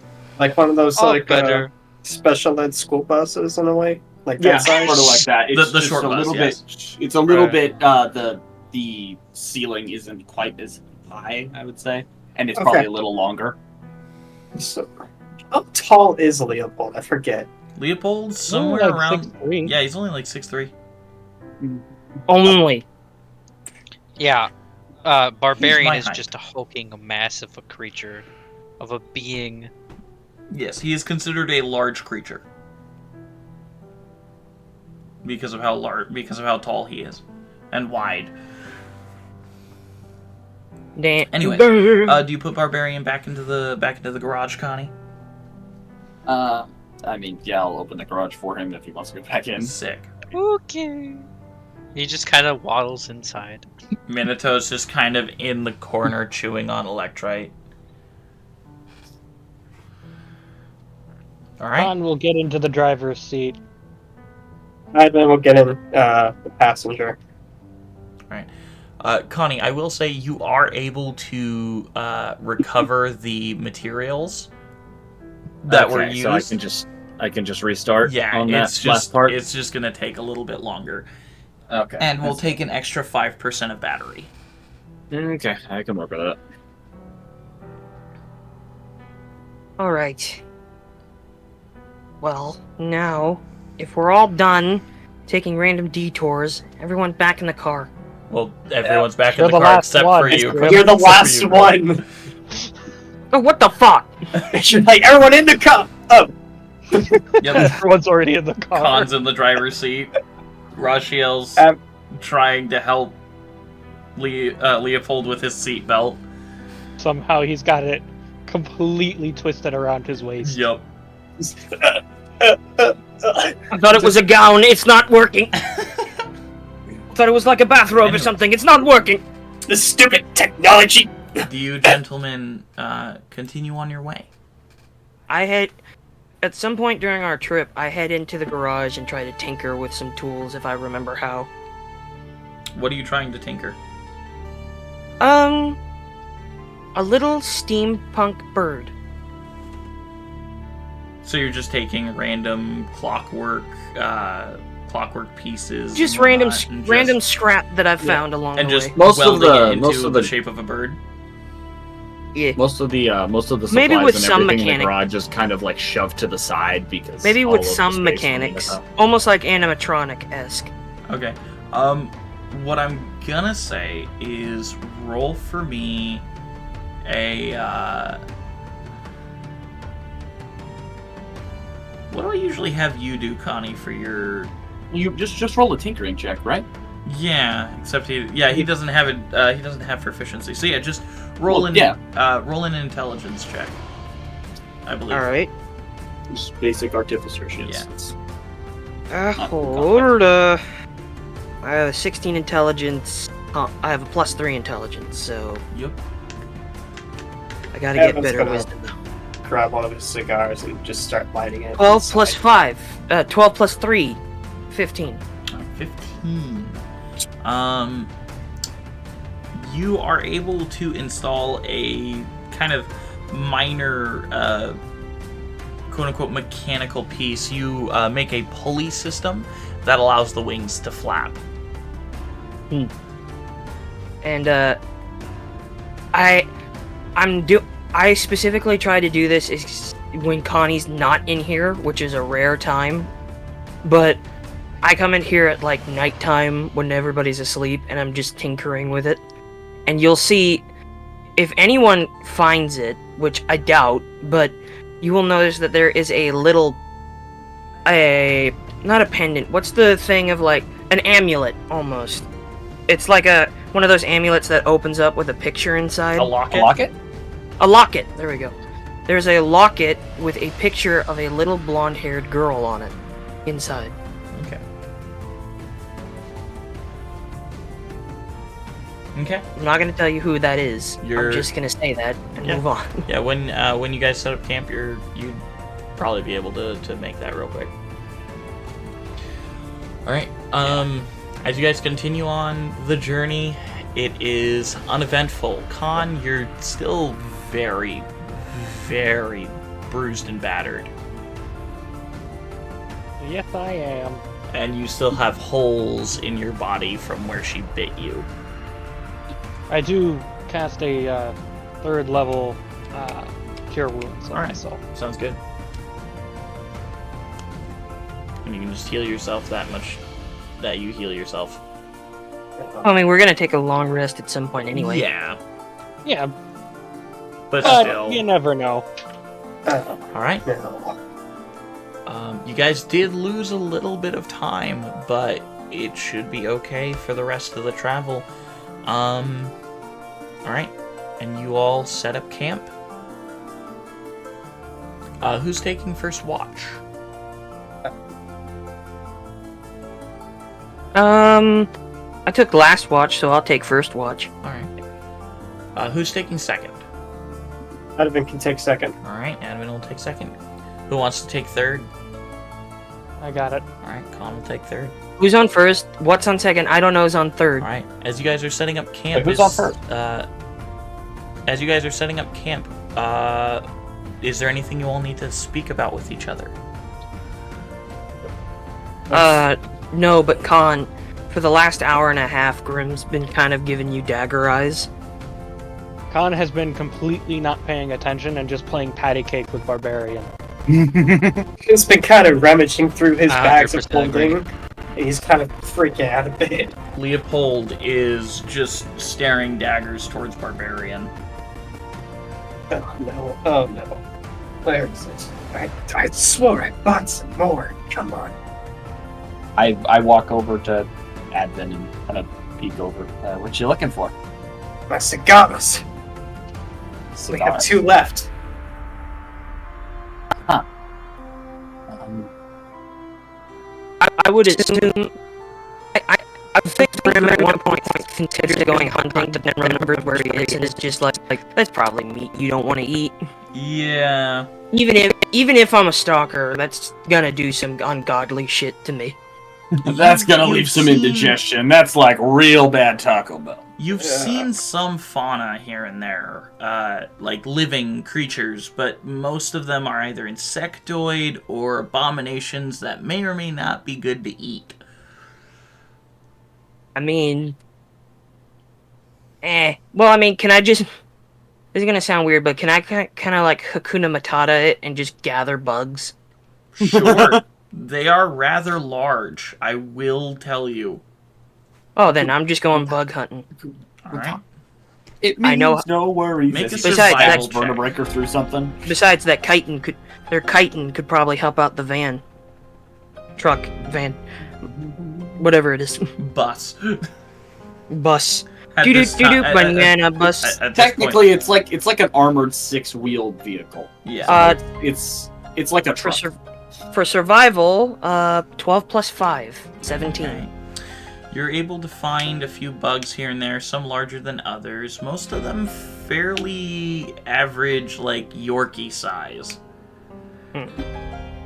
Average Yorkie size. I de-skeleton them because they're skeletons on the out.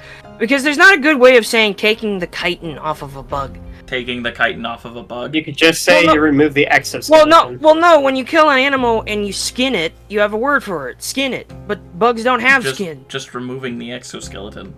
Sure. I do that. I give Carapace that bitch. You know what? That's better. I like that. I carapace those fuckers. And then I clean off the chitin, give it to Connie, and say, do with this what you will. Okay. And I decide to make some bug steak. Alright, absolutely. You guys Can still I have a do- lot of provisions, but yeah, you can Oh, I still know, do that. but we've never had bug. That's true. That's true. Can I- You've never had bugs. Can I roll Gotta to go make bug protein. steak? Roll a dexterity check. It's good for your bones. Dexterity. That's a +1. And if you have Sebastian occasionally pinches a little bit of salt on it.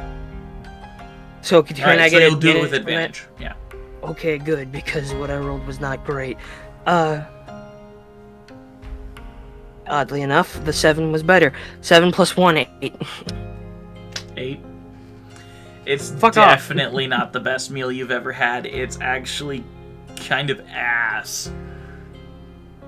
It's Made pretty only slightly freaking better bad. by the salt that Sebastian added. Yep. Okay, I get what we don't eat. I give to fucking Minotaur or Minato? whatever her name, Minato, because I know at least she'll probably eat it. Mina. Yeah, that works. We'll just go. I'm just calling her Mina. Mina. Yep. Here you go, Sparky. Here you go, Sparky. Okay, Alright. Sparky. Here's As the you deal. guys eat the very disgusting bug steaks and whatnot, No, at some point I feel like we're all just like pizza. And then I Right, just no, eat I- it. Grim, next time, Grim, we're gonna have Sebastian do the cooking. But that chitin is at least something came out of this. The fucking No. The chitin was the best thing that came out of this. okay. Well, now I know. Don't use A1 sauce on bug steak. All right. So, Food was good as I'm nonetheless. Thank you. as I'm, Thank you. like finishing up the food, I turn to Advent. It's like, so why are you so freaked out about not having cigars? I need my fix. They keep me focused, even though they don't really do anything to me. They Totally. help. That's the best. I'm gonna be real. If I have to use my swords, you may find out why I need my cigars. I'm gonna be real. I don't really have a gag reflex anymore. Those bug steaks might have triggered it. DM, can I like make a check to know, like, do I know, one, if like I guess the ingredients of the cigar, and two, if they happen, if it would be something that's nearby. I don't know. Would you like to take? If there's like tobacco or something. Would you like to take one of the cigars? Yeah, I guess just to kind of examine it. Yeah. I look it over what Connie's. Make an investigation check on it. Okay. I think I know a thing or two about cigars. I know about this good old stogie. Oddly, wouldn't it be funny if Donovan was the one that smoked the really long kind one where you put it on the end of a I only have stick? two left, so please be careful with it. Right. That's a 22. All right. So you're smelling it. You're looking at it. I push up the side of my glasses and kind of look at it, and actually I'm trying to like examine the composition of it. Okay. It does have various trace amounts of tobacco, but it also has several herbs and spices such as basil. You find clove in there, along with some thyme. But it does have some tobacco in it. Most likely not plants that would be very native to Desh. Gotcha. I basically I pull up my watch and start typing down the ingredients and kind of plug it, and hand back the cigar to Advent. Mm-hmm. You do all this work and then you see me with a hand-rolled stogie. just lighting one up in the corner. And the It's cigar good work, yeah. wrapping, the cigar wrapping itself is a very thin animal, not hide, but membrane. One of the it's a very thin membrane from an animal, along with a paper. Yeah. They don't do anything to me, at least physically. I don't get fixed from it. Like, mainly just... It helps. Just leave it at that. It helps. DM, did my father smoke stogies? No, your father didn't smoke, or at least after you were born.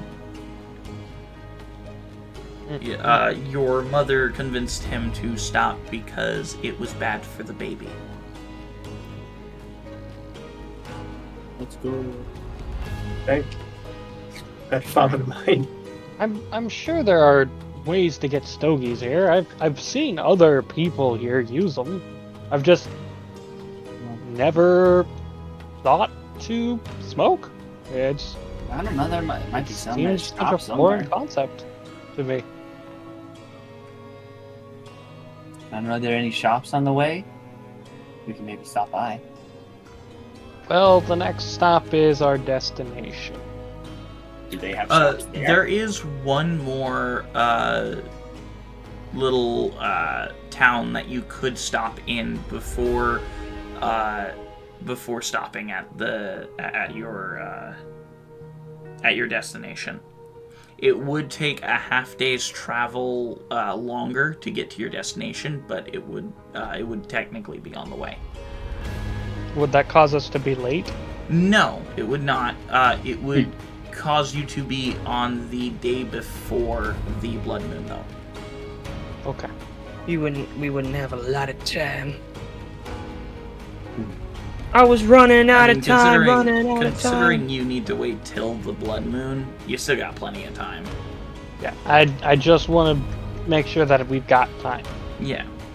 Alright. Oh, I got thyme. I got paprika.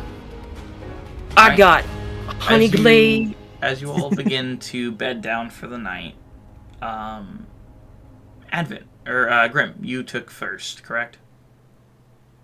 Yes. Alright. Roll a perception check for me, please. Anything other than a perception check? Why? Well, because perception checks are the gazing across landscapes. Nat 20. Beautiful. I shouldn't have talked shit. As you're looking across the plains, you're looking far off towards the south,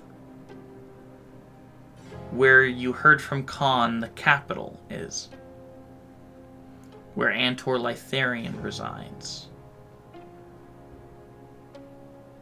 And Right. almost like he's right in front of you, yet far, far away, all at the same time, you see a slightly decaying face.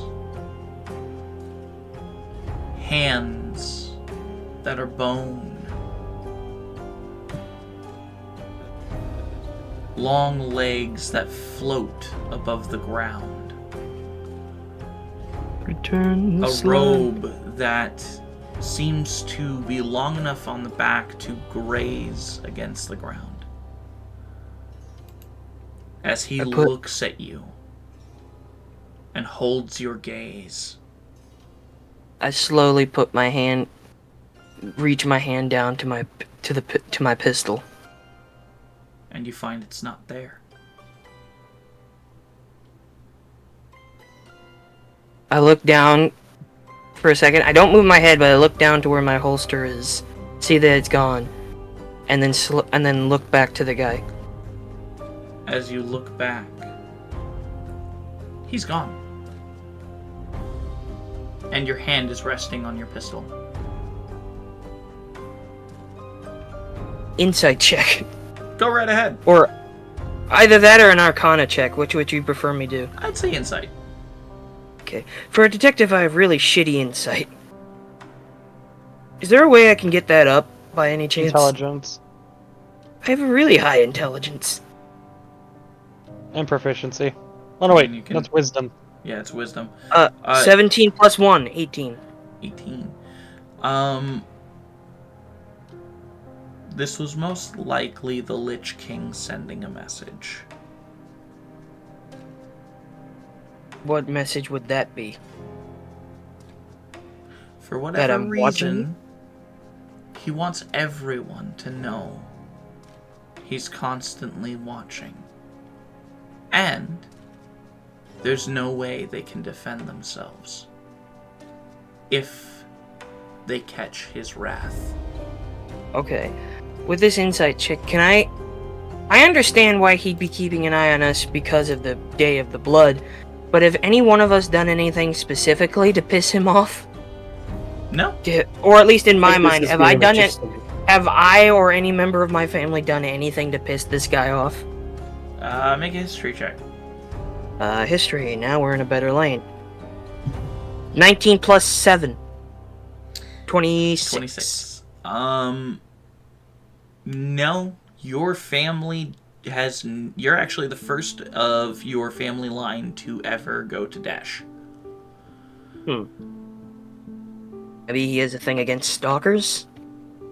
No, it just seems like a general thing that happens when either new people or perhaps even Right, strange potential creatures. rivals? Yeah, potential rivals appear.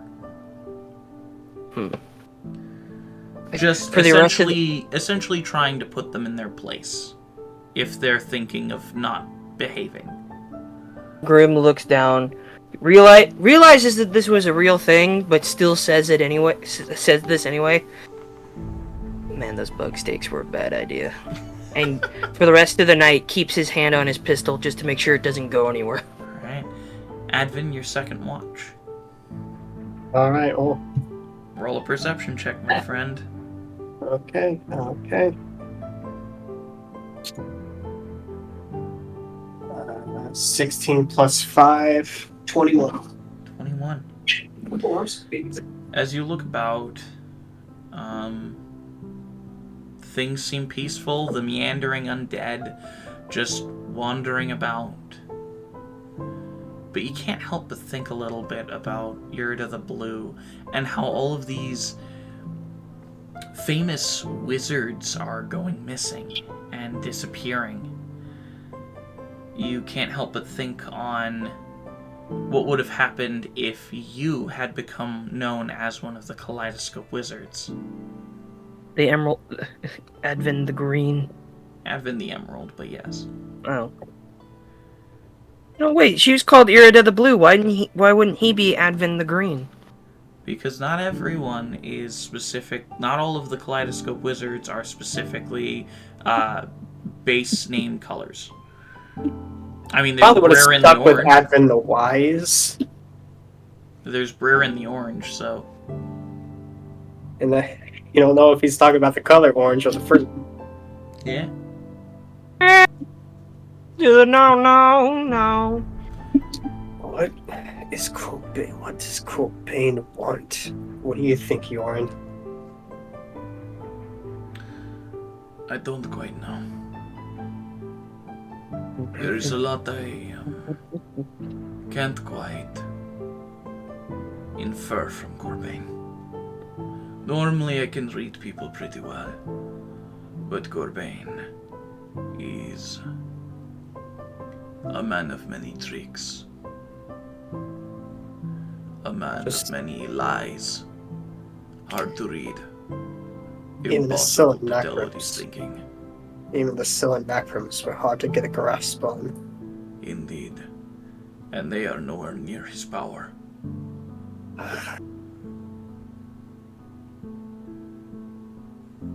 Almost as if he tries it, he sends them to test waters.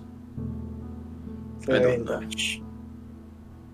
Yorin, whatever happens, if you find me going back, I will Try pull to. you from the flame. Through the fire and the flame. I don't know, especially with these cigars. I don't know how long I'll last. I will always be by your side. Whatever I ask of you, note that it's not me.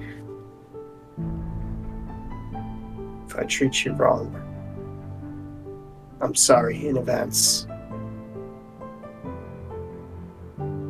You feel a comfort feeling from Yorin. He hasn't spoken to you in feelings in over 400 years. But right now you feel the comfort that you have given him by giving him this gift of your apology in advance, and him understanding that it's not necessarily you if it comes to pass. Right. Alright, my time's almost up.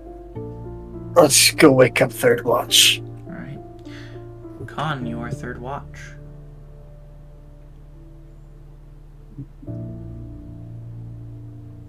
Roll a perception check for me. Or what did you get? 17. 17.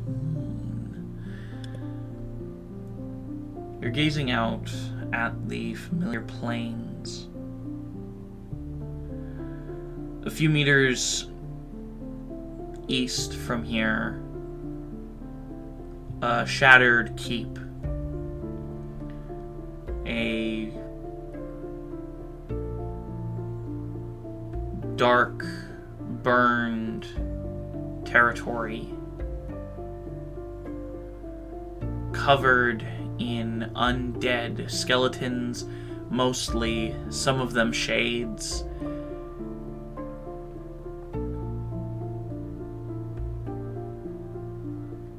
As you stare from a distance, at the wreckage of your home.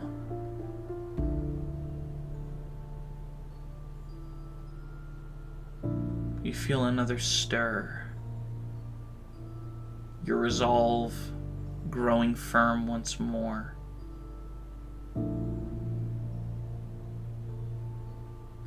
You steel yourself.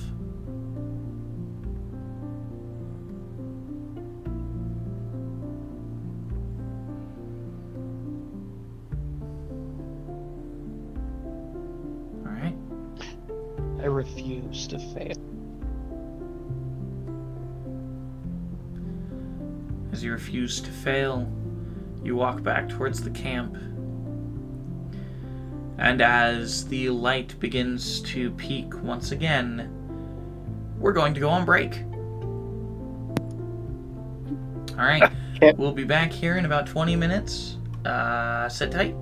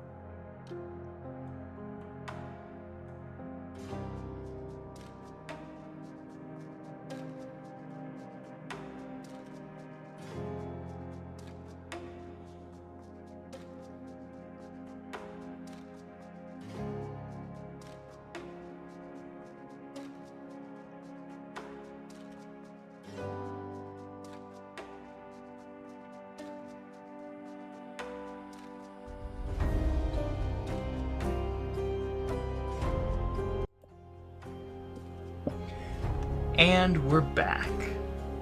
Alright. As you all awaken, we come to the next day of travel. Who's going to roll for this day of travel? Han's driving. He should. Alright. All right. Would you please roll a d20 for me? Can't get any worse than me. 2. What? Would you please roll a d8 for me? What? What? 2. You rolled a 2 again? Yep. Okay. I shouldn't have opened my mouth. 2 and 2. As you're You rolled? driving, you notice 2 large, chitinous-shelled creatures. Just barely noticeable. As these strange pseudopod tentacles fling from side to side. As you see the front of their face, you see this strange beetle-like head with long antlers almost sticking up from them. You see that the insectoid creature have these 6 almost elephant-like feet, as they seem to be fighting over territory directly in your path.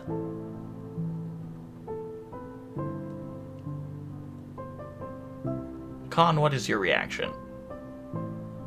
Is there a way for us to go around them? There is not. These creatures are thrashing about very quickly around a large area. And sometimes you feel like you lose sight of them. And it doesn't seem like they're making any noise either. I gun it. You gun it. All Wait, right. do we all see these creatures? You'd be able to see them on the monitor, yeah. Con. Can I roll a history check to see if I know what those creatures are? Absolutely. Roll a history check for me, Grim. Alright. So quickly describe what they look like again. Large beetle-like heads that have antlers on them. The creatures have 6 elephantine-like appendages extending from their mid-carapace, and they have large chitinous bodies and elytra that seem to be able to pick up their bodies and fly them around.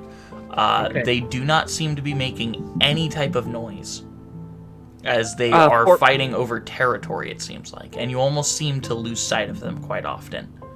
4 plus 7. 11. There are a lot of insectoid beasts that your father fought after the war. It was weird. This one seems probably closest related to perhaps thrine beasts? Okay. What are like the key features of a thrine beast? Large antlers, a heavy chitinous shell, and a silence. It is very silent. Almost nothing can be heard from them. Do I know whether or not they have like a weakness or anything like that? Like most insectoids, you'd assume probably fire, but you're not 100%. Yeah, Yeah, I'm 100% on board the decision to gun it, because I know, like, what is their biggest strength? You can't quite remember from your history check. Okay. So I'm on board with the decision of him gunning it. All right. Sounds good. Con, as you gun it, if you could roll a dexterity save as they appear directly in front of the vehicle as you're gunning it. Dexterity save, huh? Yep.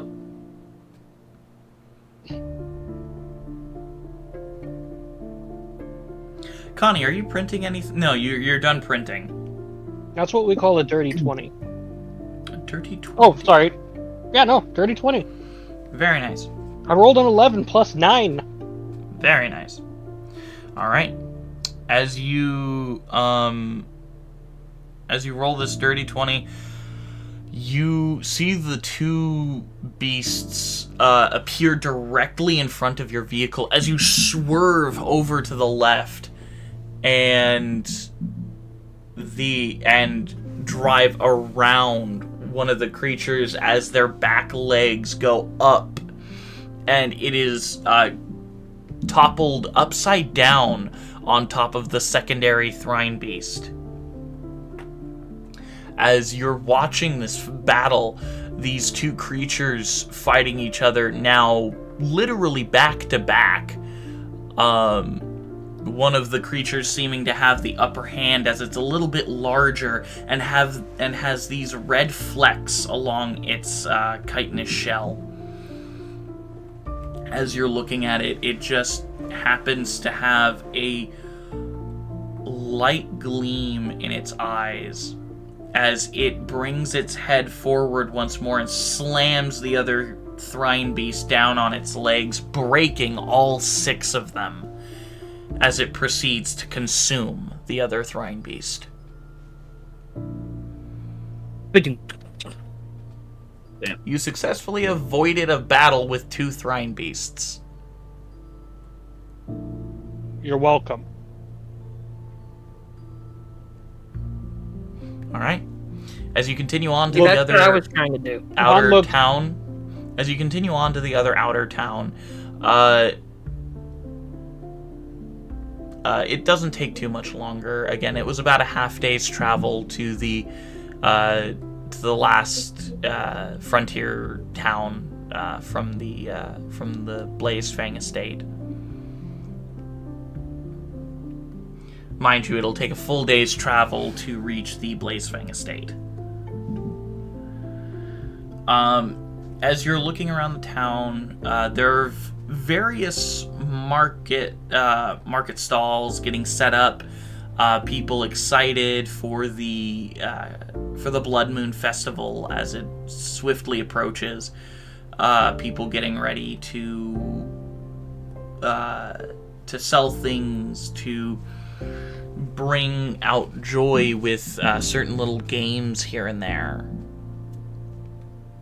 You see Hang the Toady, which is a fun goblin game where you hang a proverbial human on a board while blindfolded.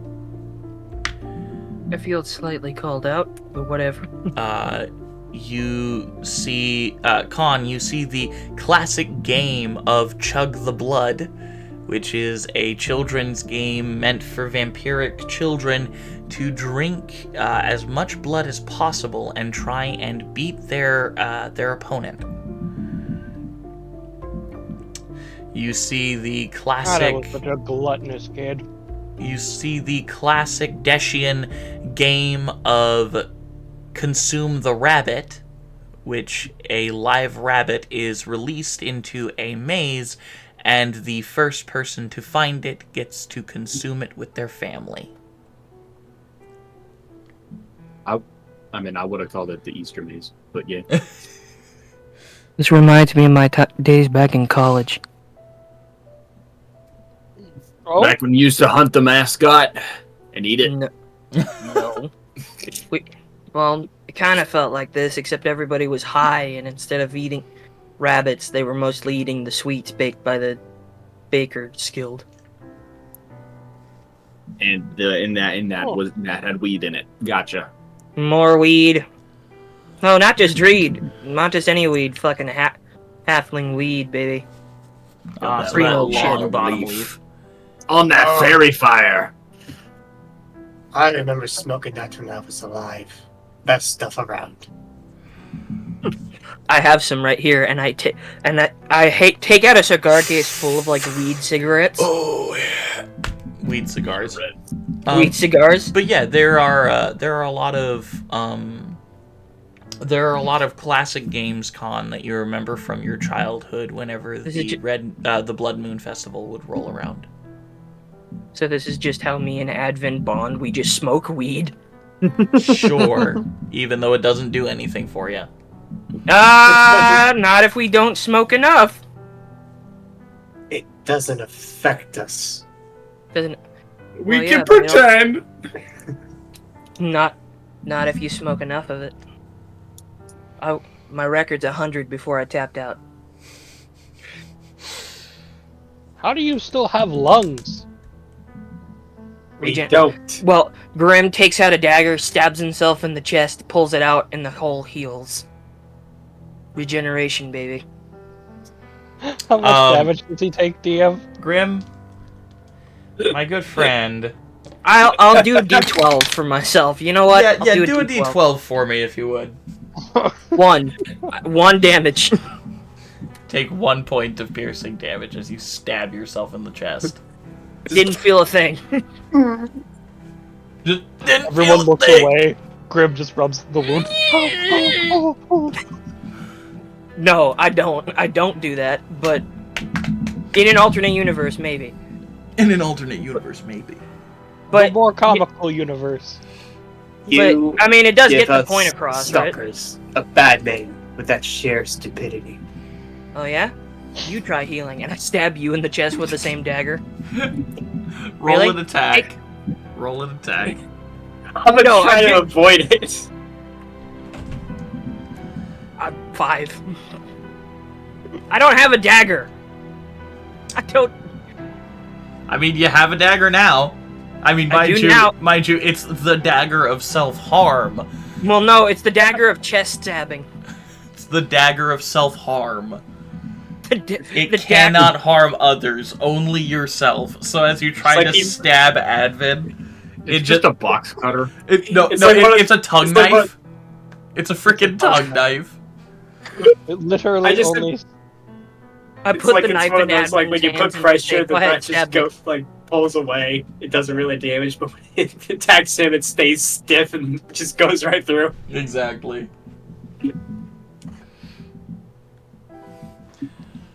You get the point. I get the point that you're a coward and used a tongue knife. I take out Vertebreaker, stab myself with No, I don't. I was about Well, to say make a con save to try and I'm pretty sure I bleed. can't stab myself All with right. Vertebreaker. Anyways, so how soon can we get to the town?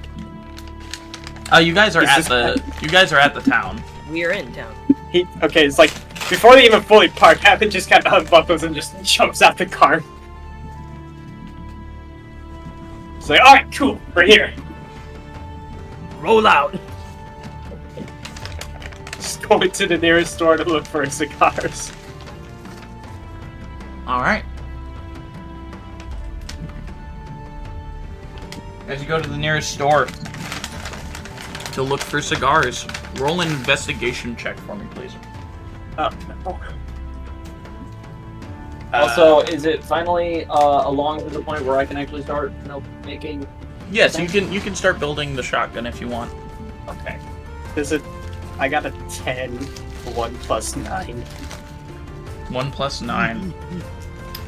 Sorry, my friend, you do not find any stogies. No! Happen's just like... You find one vendor who was advertising them. I'm sorry, I just sold my last 2. I grab him by the like the hiding scruff of behind his, the- I'm not the hiding scruff, behind like the storefront. the collar portion of like the clothing. I'm just like, come on, you gotta have some. Come on, I man. Be a don't bro. have any more. I'm sorry. Be a bro, man. Help He a just- brother out. It's like, do you at least have any like rolls, not pre-rolled, just like paper with like any of the leaves? I don't. I've sold all me supplies. Bro, Edmund legit just starts crying.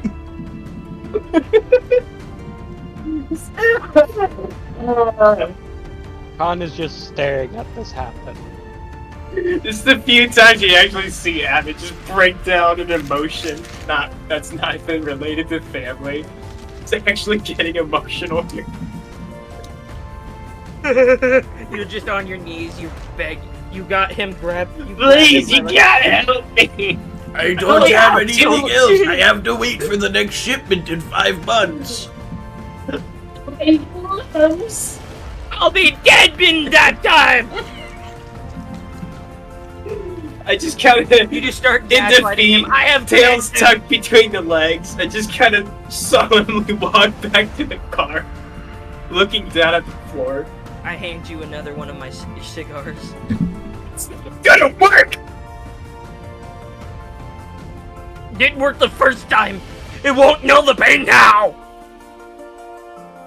Just kind of close the door, buckle up, just kind of sulking in the passenger seat. Nice. Like a 10-year-old kid who didn't get what he wanted. No, that's exactly it. Pouting like, Are you guys going to? Are you guys gonna rest in the town or just? I don't think Khan will allow it. I mean, this is the day before the blood moon. So 2 days before the blood. Yep. And it'll take us a whole day to get there anyway. Mm-hmm. I'd like to get halfway there. All right. So you travel for the rest of the day. Can we try participating in one of those games and I end up walking back to the group with like a tail in my in every part of my body. Dumb fucking kids.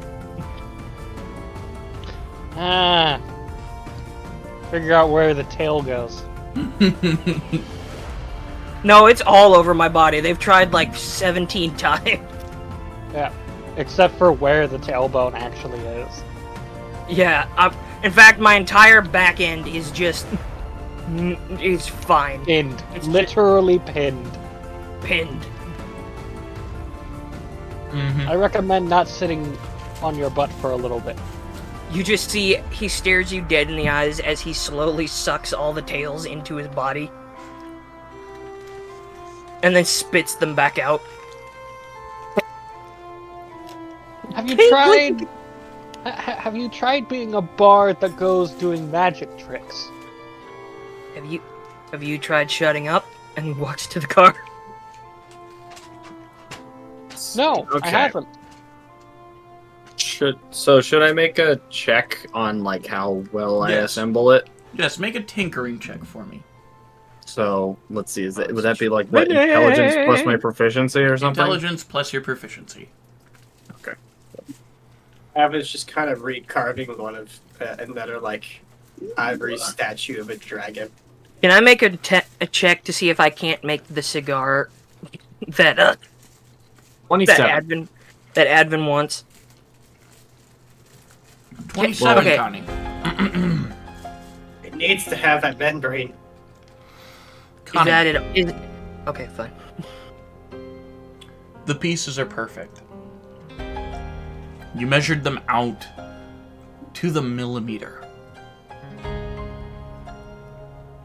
As the pieces slowly slide together, the springs fitting in the correct places, the firing pin perfectly settling right where you need it. The pump action just far enough down to make the barrel sawed off like you have it.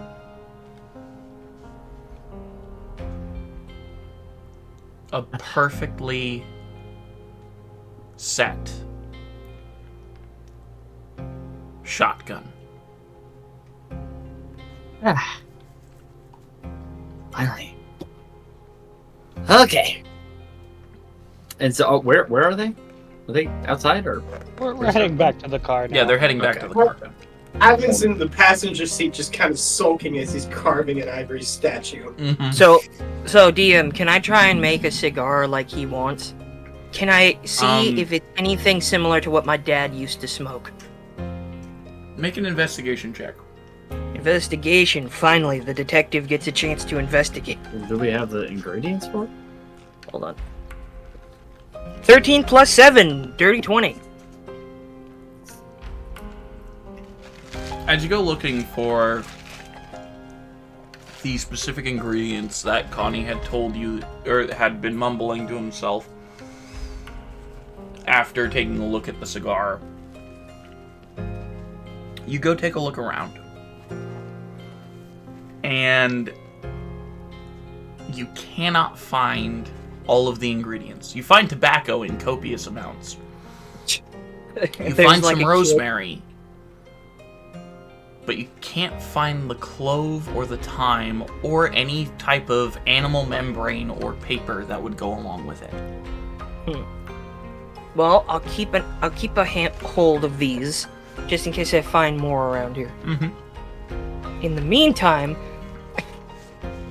can we? Okay, now I'm just gonna make it canon that Eldon, when he was in college, learned how to not only grow weed but make like blunts.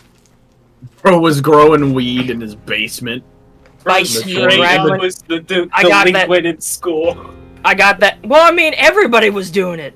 I wasn't the first. I certainly won't be the last. It was all the cool kids were doing. Them and their red solo goblets. Again, I live in an island where everybody's semi-rich. Everybody's smoking weed, if they can. And then Or there's the some sort of really drug. rich kids who do cocaine. No, the really rich kids would do codeine. Nah. They do that sticky icky, an arcane drug. Sticky ick. We just call it fuck it all. Fuck it all. I mean, it does have it does have a very low overdose percentage, or a very high overdose percentage because of how low the dosage is for overdose. Anyway, Grim just decides, you know what? I'm gonna actually make my my minor in herbology mean something and just make weed. All right. Yeah. In fact, I have now, in the garage, I've hidden, along with my hidden steam pop bird, I now have a small, also hidden stash of various exotic weeds. Don't Don't where ask did you get where the I weed? got- You just I make sure none of that is shake. tumbleweed. Oh no, we got, He's like, I "Yeah, got dude, tumbleweed, I got all the dragon weed, I got... strands." DM, Rose got where did fire I get it? breath weed. Where did I get it from? I've had it, dog. Make a fucking quilt, I've bro. had it, dog. I've had it. Fucking got that shit on me. I got that stendo on me. All right. Okay, so I mean, if Grim is now back, I will. Yes, Grim is back. Back Walk again. over to him and I The hold bastard's out back, baby. the shotgun, which has a basically, it's kind of basically the way that I had it look is that it's made of it's made of xenanthem, but it's not actually. It doesn't look like it. It's printed. It's like a printed on faux wood look to it, and the back where sort of near towards the back where it actually will imbue the ammo is a glass casing that has electrite in it, and you can see the electrite in it. Okay. And it's a sawed-off shotgun that looks Oh, like hell it's sort of yeah. made out As of wood. you There you go. As you examine this shotgun, Grim, make an Arcana check for one. Okay. Nope. No. No, hold on. Can I... Can I get another? Can I re-roll? No, you don't have. You don't have have any. one? Wait, does he have one? Why are you making him make a check? I could just tell him things. Well, I'm making him make an Arcana check real quick. It's not a high DC, but what did you get I got a 2 + 7. for a 9? Yes. You notice this is not magical, except for the electrite. Okay. What else do I know about it? You know that it does a D8 of piercing damage in a cone of 5 feet in front of you. So it's a cone, so it's a saving throw. If they pass the saving throw, they do not get hit by anything. But it is a 5-foot cone that it does extend out to 10 feet. But I'm assuming it does piercing damage. Yes, it does a D. If you are right next to the creature, it does 2d8 piercing damage, a d12 of lightning, and a d6 of radiant. If it is out to the 10 feet range, it only does a d8 of piercing, a d8 of lightning, and no radiant. Okay, so what's the total range of it? The total range is 10 feet, but it's 5 to 10 feet. Okay. Is the full range. Firearm ammunition. And So it does. the radiant is only due to the ammunition that I. Okay, so at 5 feet, it does how much damage? Here, I'll just piercing. I'll just throw it in your notes. That'd be easier. Electrite. What? Shotgun. I'm gonna call this should one name her electrocution. Betsy. Electrocutioner. The electrocutioner. Or shock and awe. Shock and awe. But I'm gonna spell it Got that thunder and lightning. SHAWKAN.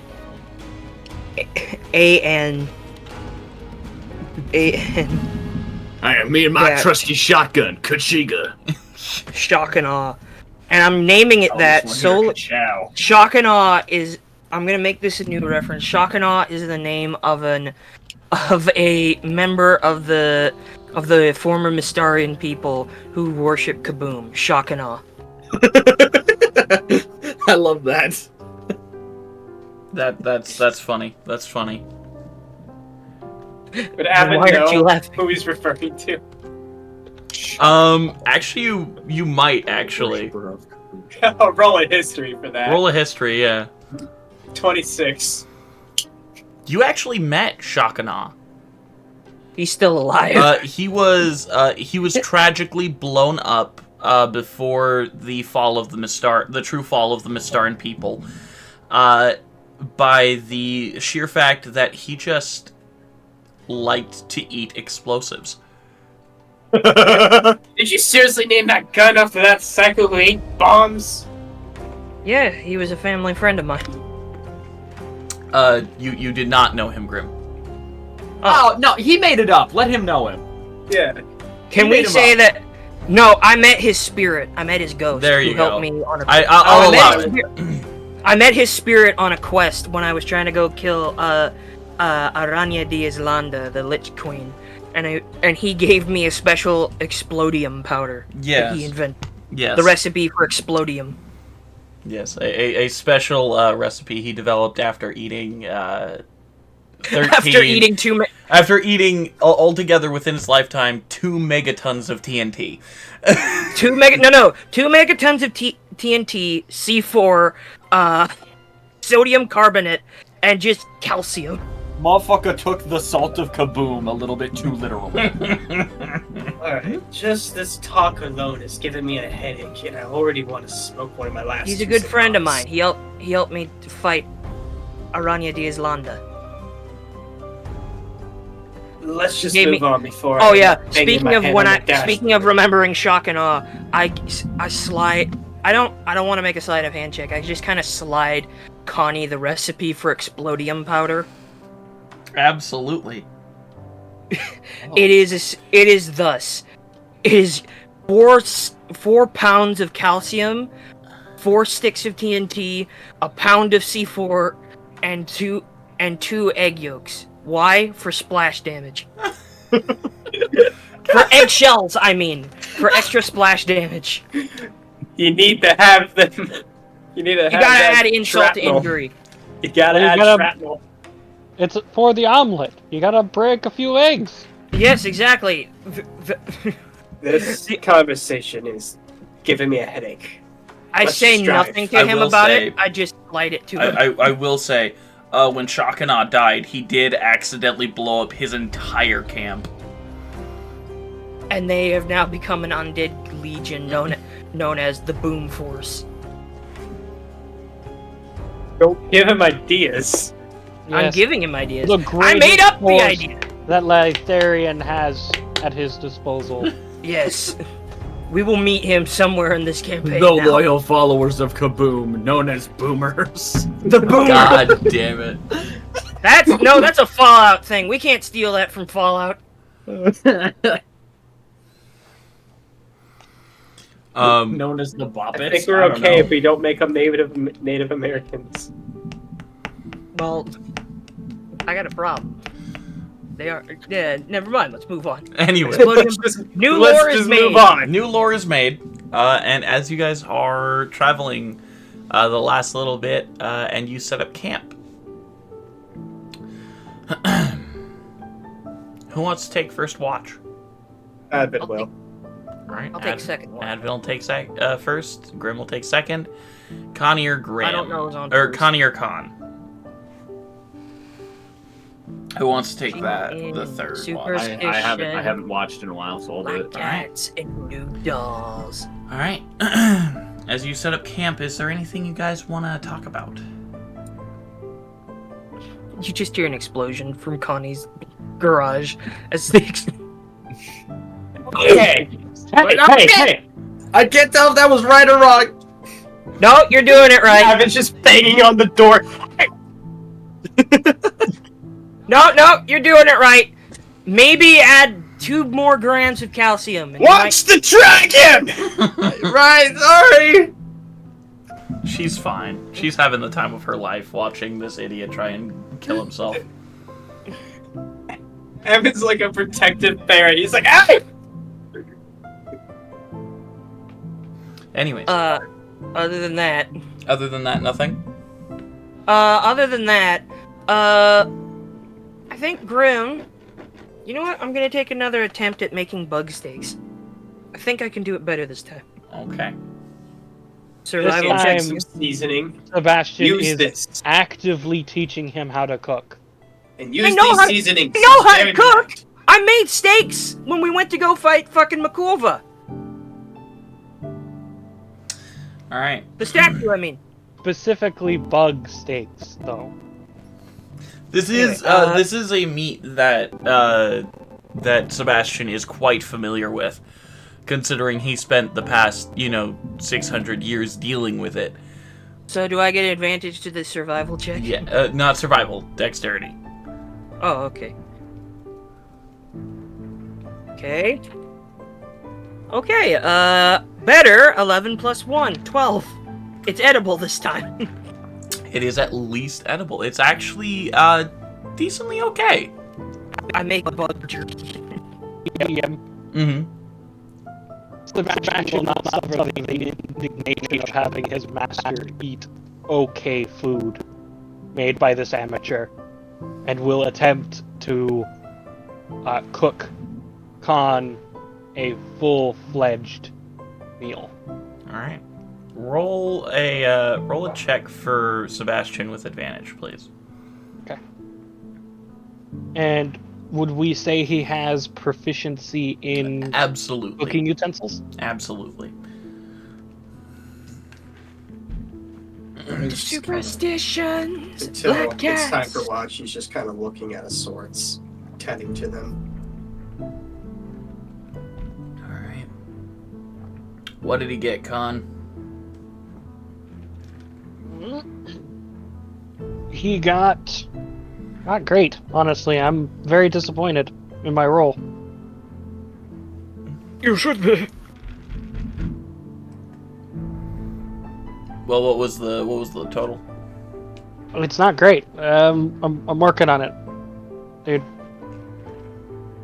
Dude, I'm trying to make my... I'm working... Listen, man, it's a stressful time. I'm trying to have my shadow butler make me some actual food. Food. No, Get off my back! I gotta find his stats.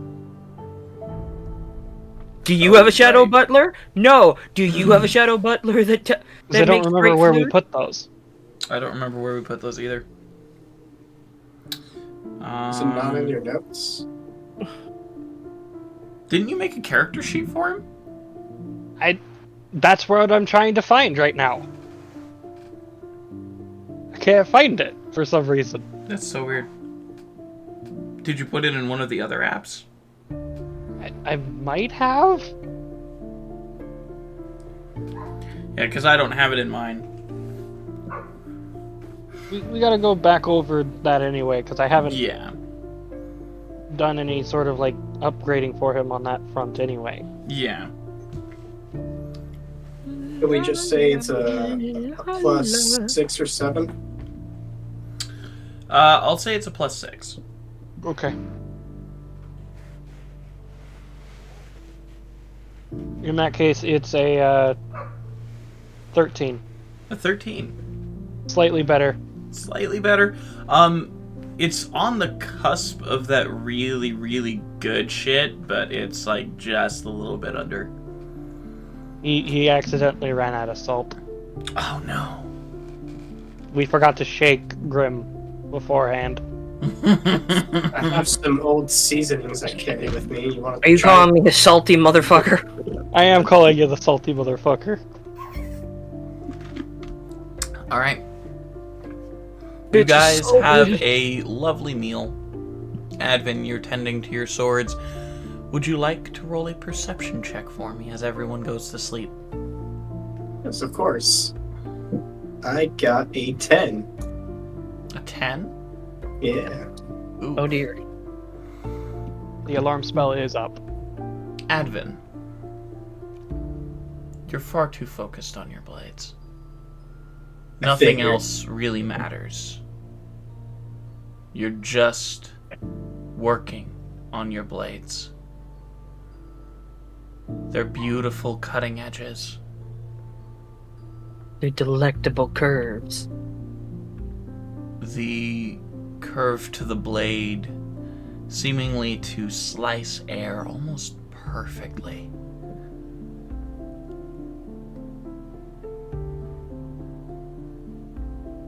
So right in your hands. He kind of slowly starts to draw it as if his body is moving on its own. Advin, Yeah. He sheaves it and he puts it down. I'm sorry. I lost focus. you must try to resist. The call. It's I know hard the- with it.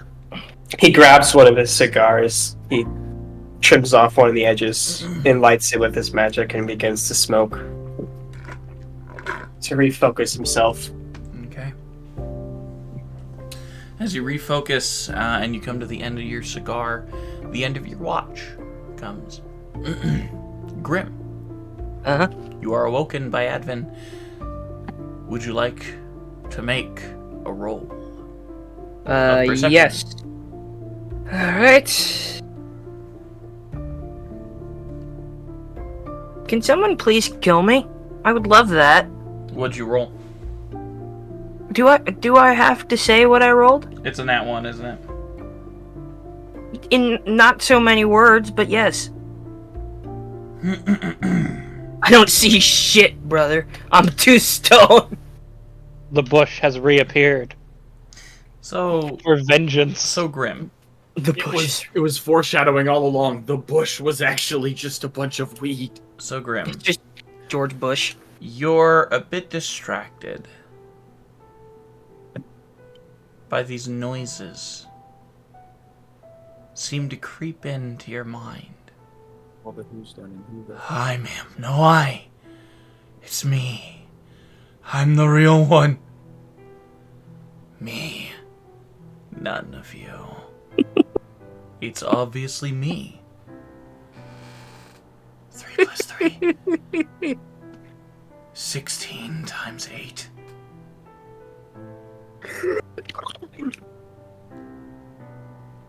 All of these voices just clouding everything that you... Did that pick up on the microphone?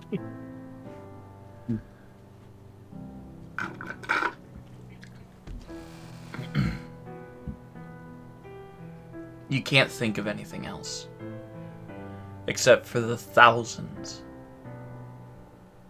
millions of voices in your head. Because All I rolled so saying badly. Yeah. That they are the real one. Okay. With that in mind, DM, with this nat 1, will you allow me to make a cosmetic change to Grim? Sure. A crack appears like on glass on his face. Ooh. About from the top right of his forehead down to his nose and back down to the bottom right of his cheek. Okay. Like a pane of glass. It just Shatters. Well, yeah. Cracks. Well, yeah, but it's not it's a noticeable crack, but it's not a big one. It's kind of like when you first break your phone screen, like your screen protector, where it's you can't notice it, but if you look at it in the right way, you can see it. Right. Alright. Okay. As your watch comes to an end, you're holding your head as you awake Connie. Holding my head? No, Grim's holding his head. He's holding his head. Oh, he's talking to me. Gotcha. Yeah. I was confused. Connie, You please just see roll a perception check. Do you have dark vision? I believe so. Okay. Cool. Please roll a perception check for me. Double checking. I think I have. Yeah. Should do. Right. Perception. That is a 13. So his glasses give him advantage. As you're gazing around the plane, you haven't taken watch yet on the Isle of Desh. And as you're looking around, you see the meandering undead. One of them just gazes over to you, floats in the air for a second as it crosses its legs like it's sitting in the air, studies you for a moment, brings out a book, writes something down, and then disappears. You see another... I sit in the similar way as to the undead, and I kind of hold my drone in my hand. Or in, like, just cupped in both of my hands, just kind of sitting just kind of cross. recording it. Yeah, just kind of holding it, just resting on my legs. As you do, you see a finely dressed individual walking past. As its face turns towards you, you see that this man, who looks living on his left side, his right side is completely skull. Ah! Perfect dead! As you see bits of his collarbone through his flesh. As he proceeds to move on. Almost uninterested in you. And your party. As your watch passes without any other eventful things.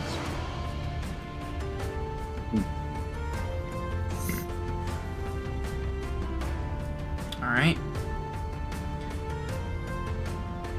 The day before the blood moon arrives. Who's driving the truck? I will. Who wants to roll? Connie or Advent? I'd like one of you two to roll. You will, Connie? I can roll. All right, please do. Nat 20. Nat fucking 20. Oh, man. As you guys are riding, it's almost as if, like, the road itself turns into a downhill, and you reach it in half a day's travel. So a quarter of a day's travel. Oh, yeah. As... One bottle of piss in the wall. Real quick. I'm gonna let's say that like as to kind of I end up like tinkering with part of the engine and maybe like figure out a way to make it go faster. Mm-hmm. And that's one of the reasons as to why we seem to go faster. Okay. As the vehicle approaches, tall, dark stone walls. A keep standing at the far end. A large gate between you and this fortress. Big enough to house at least 100, maybe 300 people. Tall stone statues of a man and a woman stand at the front gate. The man has about shoulder-length hair. The woman, a pregnant belly and long hair tied into a neat bun behind her head. Both of them seem to be mirroring each other's stance. The woman reaching out her right hand while holding her stomach. The man holding his hand to his heart while reaching out his left. Stare off into the distance of Desh. Are the faces of the statue familiar to me? The faces are of Lord and Lady Blazefang. As you approach this city, you are stopped for but a moment by the front gate guard, and then allowed through after telling them you're just here for the festival. I also show the official documentation that I received through a messenger. Mm-hmm. Explaining our exact business, which is not at all what we're doing here. Yeah. As you enter the city, a heavy feeling surrounds all of you. Stalls being set. Bodies strung from high banisters. People drained of blood, lying in the street.